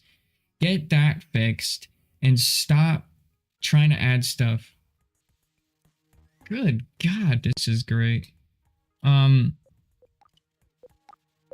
fuel lines. There's apparently new parts, rover parts next. I like how I really like how realistic the missions are too. They start you off with the moon, then putting probe core satellites down, you know, like antenna relay systems, communication systems. I like that. That's really cool. But I don't really love... I just don't really love the future missions of Eve. I've never liked Kerbel's Eve. I never liked the outer planets because they're ridiculous. They're just annoying, really. It's so basic to get to them and do what you want to do, but they're so small too, and it's so unrealistic. So Kerbal, like, community loves Eve and they love Duna, and Duna I'm okay with, but I like a realistic space game. And this is, I'm pretty sure coming in at 3,000 I should have burned up, so I don't think the heat shield has health yet, which I'm going to test that theory. I'm going to come in around 6,000 and see. Bill Kerbal was tripping out and he was scared for his life. So I'm guessing that means that I should have died. But I don't know. Maybe it's just the tolerances are a lot higher than I thought. The heatsink literally looked like I was going to die. Like, I don't think the heatsink should have gotten that on fire, like, that much. But I did it. So if one heatsink just makes you live no matter what, then that's kind of silly, you know? So I don't know. I didn't read the patch notes. I don't want to read the patch notes. Like I said, I'm waiting for Rocket Science's update. And that update is going to be really good. And it's coming soon. That's all I'm allowed to say. I'm not allowed to say really a lot about it. Okay, but what I am going to say is that this update will be great. I can't really progress with what I want to do next in rocket science until this update is out. That's why we've been playing Kerbal 2. If you don't know what rocket science is, go to my YouTube channel if you're not already on it. If you're not already on it, and click on the little videos in the live stream section, and you can watch me build rockets and rocket science. Rocket science is a lot more advanced. It's basically this on steroids. 10,000 meters a second to escape Earth orbit, which is true to real life. In Kerbal, 3,000 meters a second. So you can see how scaled down this game is. The aerodynamic system is pretty top notch, though. I give it that. I'm impressed with the aerodynamic system, but the wiggly rockets, and I guess they're less wiggly now, but there's still wiggliness to them that's unnecessary, as if they're not welding these rockets together tight enough or something. Just kind of dorky. So yeah, that could definitely be fixed.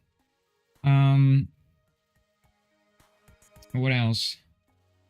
I think it's it. I think it's pizza time for me. If you guys haven't already, hit the subscribe button on YouTube. Like a button. You know, I don't like asking for likes and stuff on YouTube because it's kind of weird.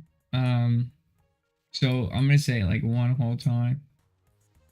You know, and do what you want to do, or don't. You know. If you genuinely like a video, I feel like people don't need to be told to do that. So, for now on in my YouTube videos, I'm not going to ask ever again. So, yeah. I think if people genuinely like a YouTube video, they'll like it.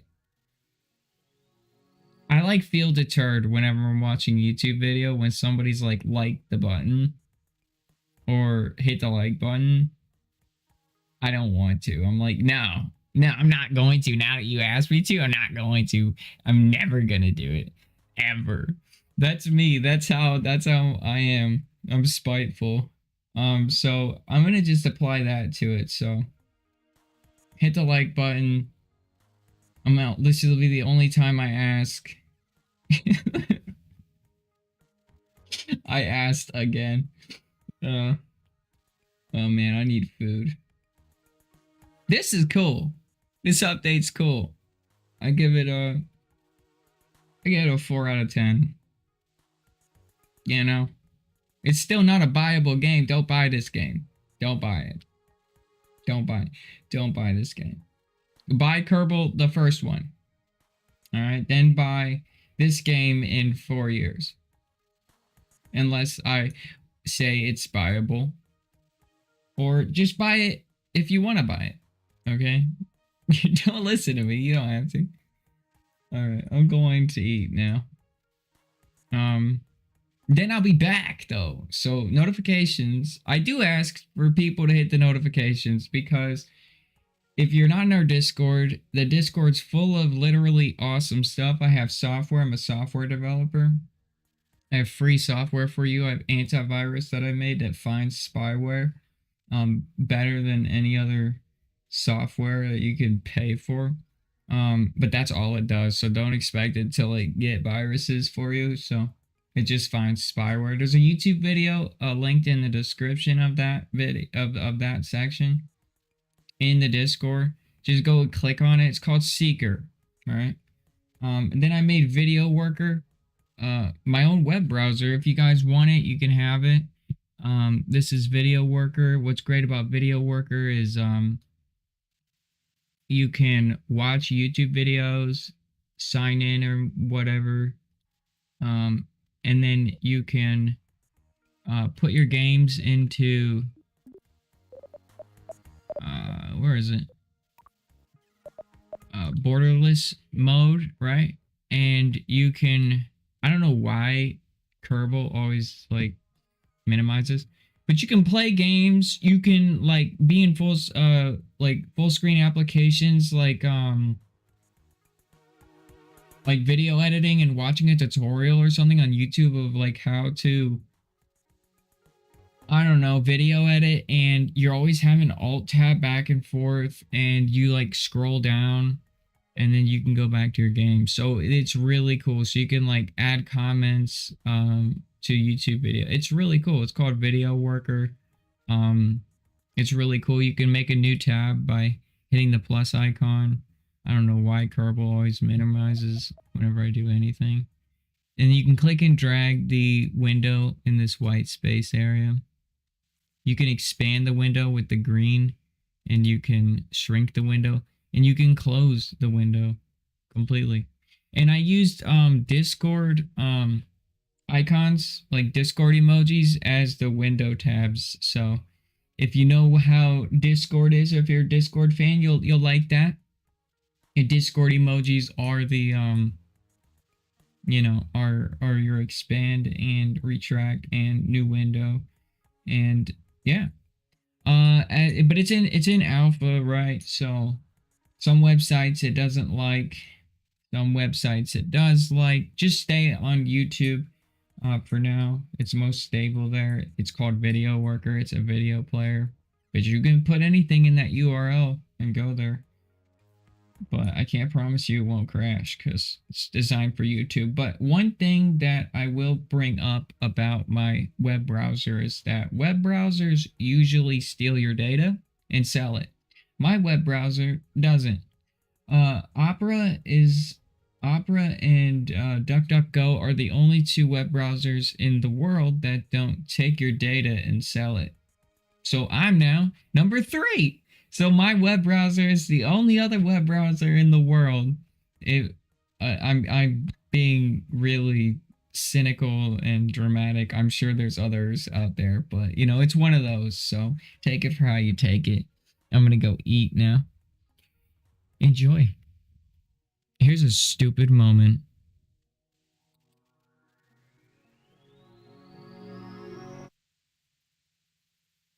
I mean, a really stupid moment.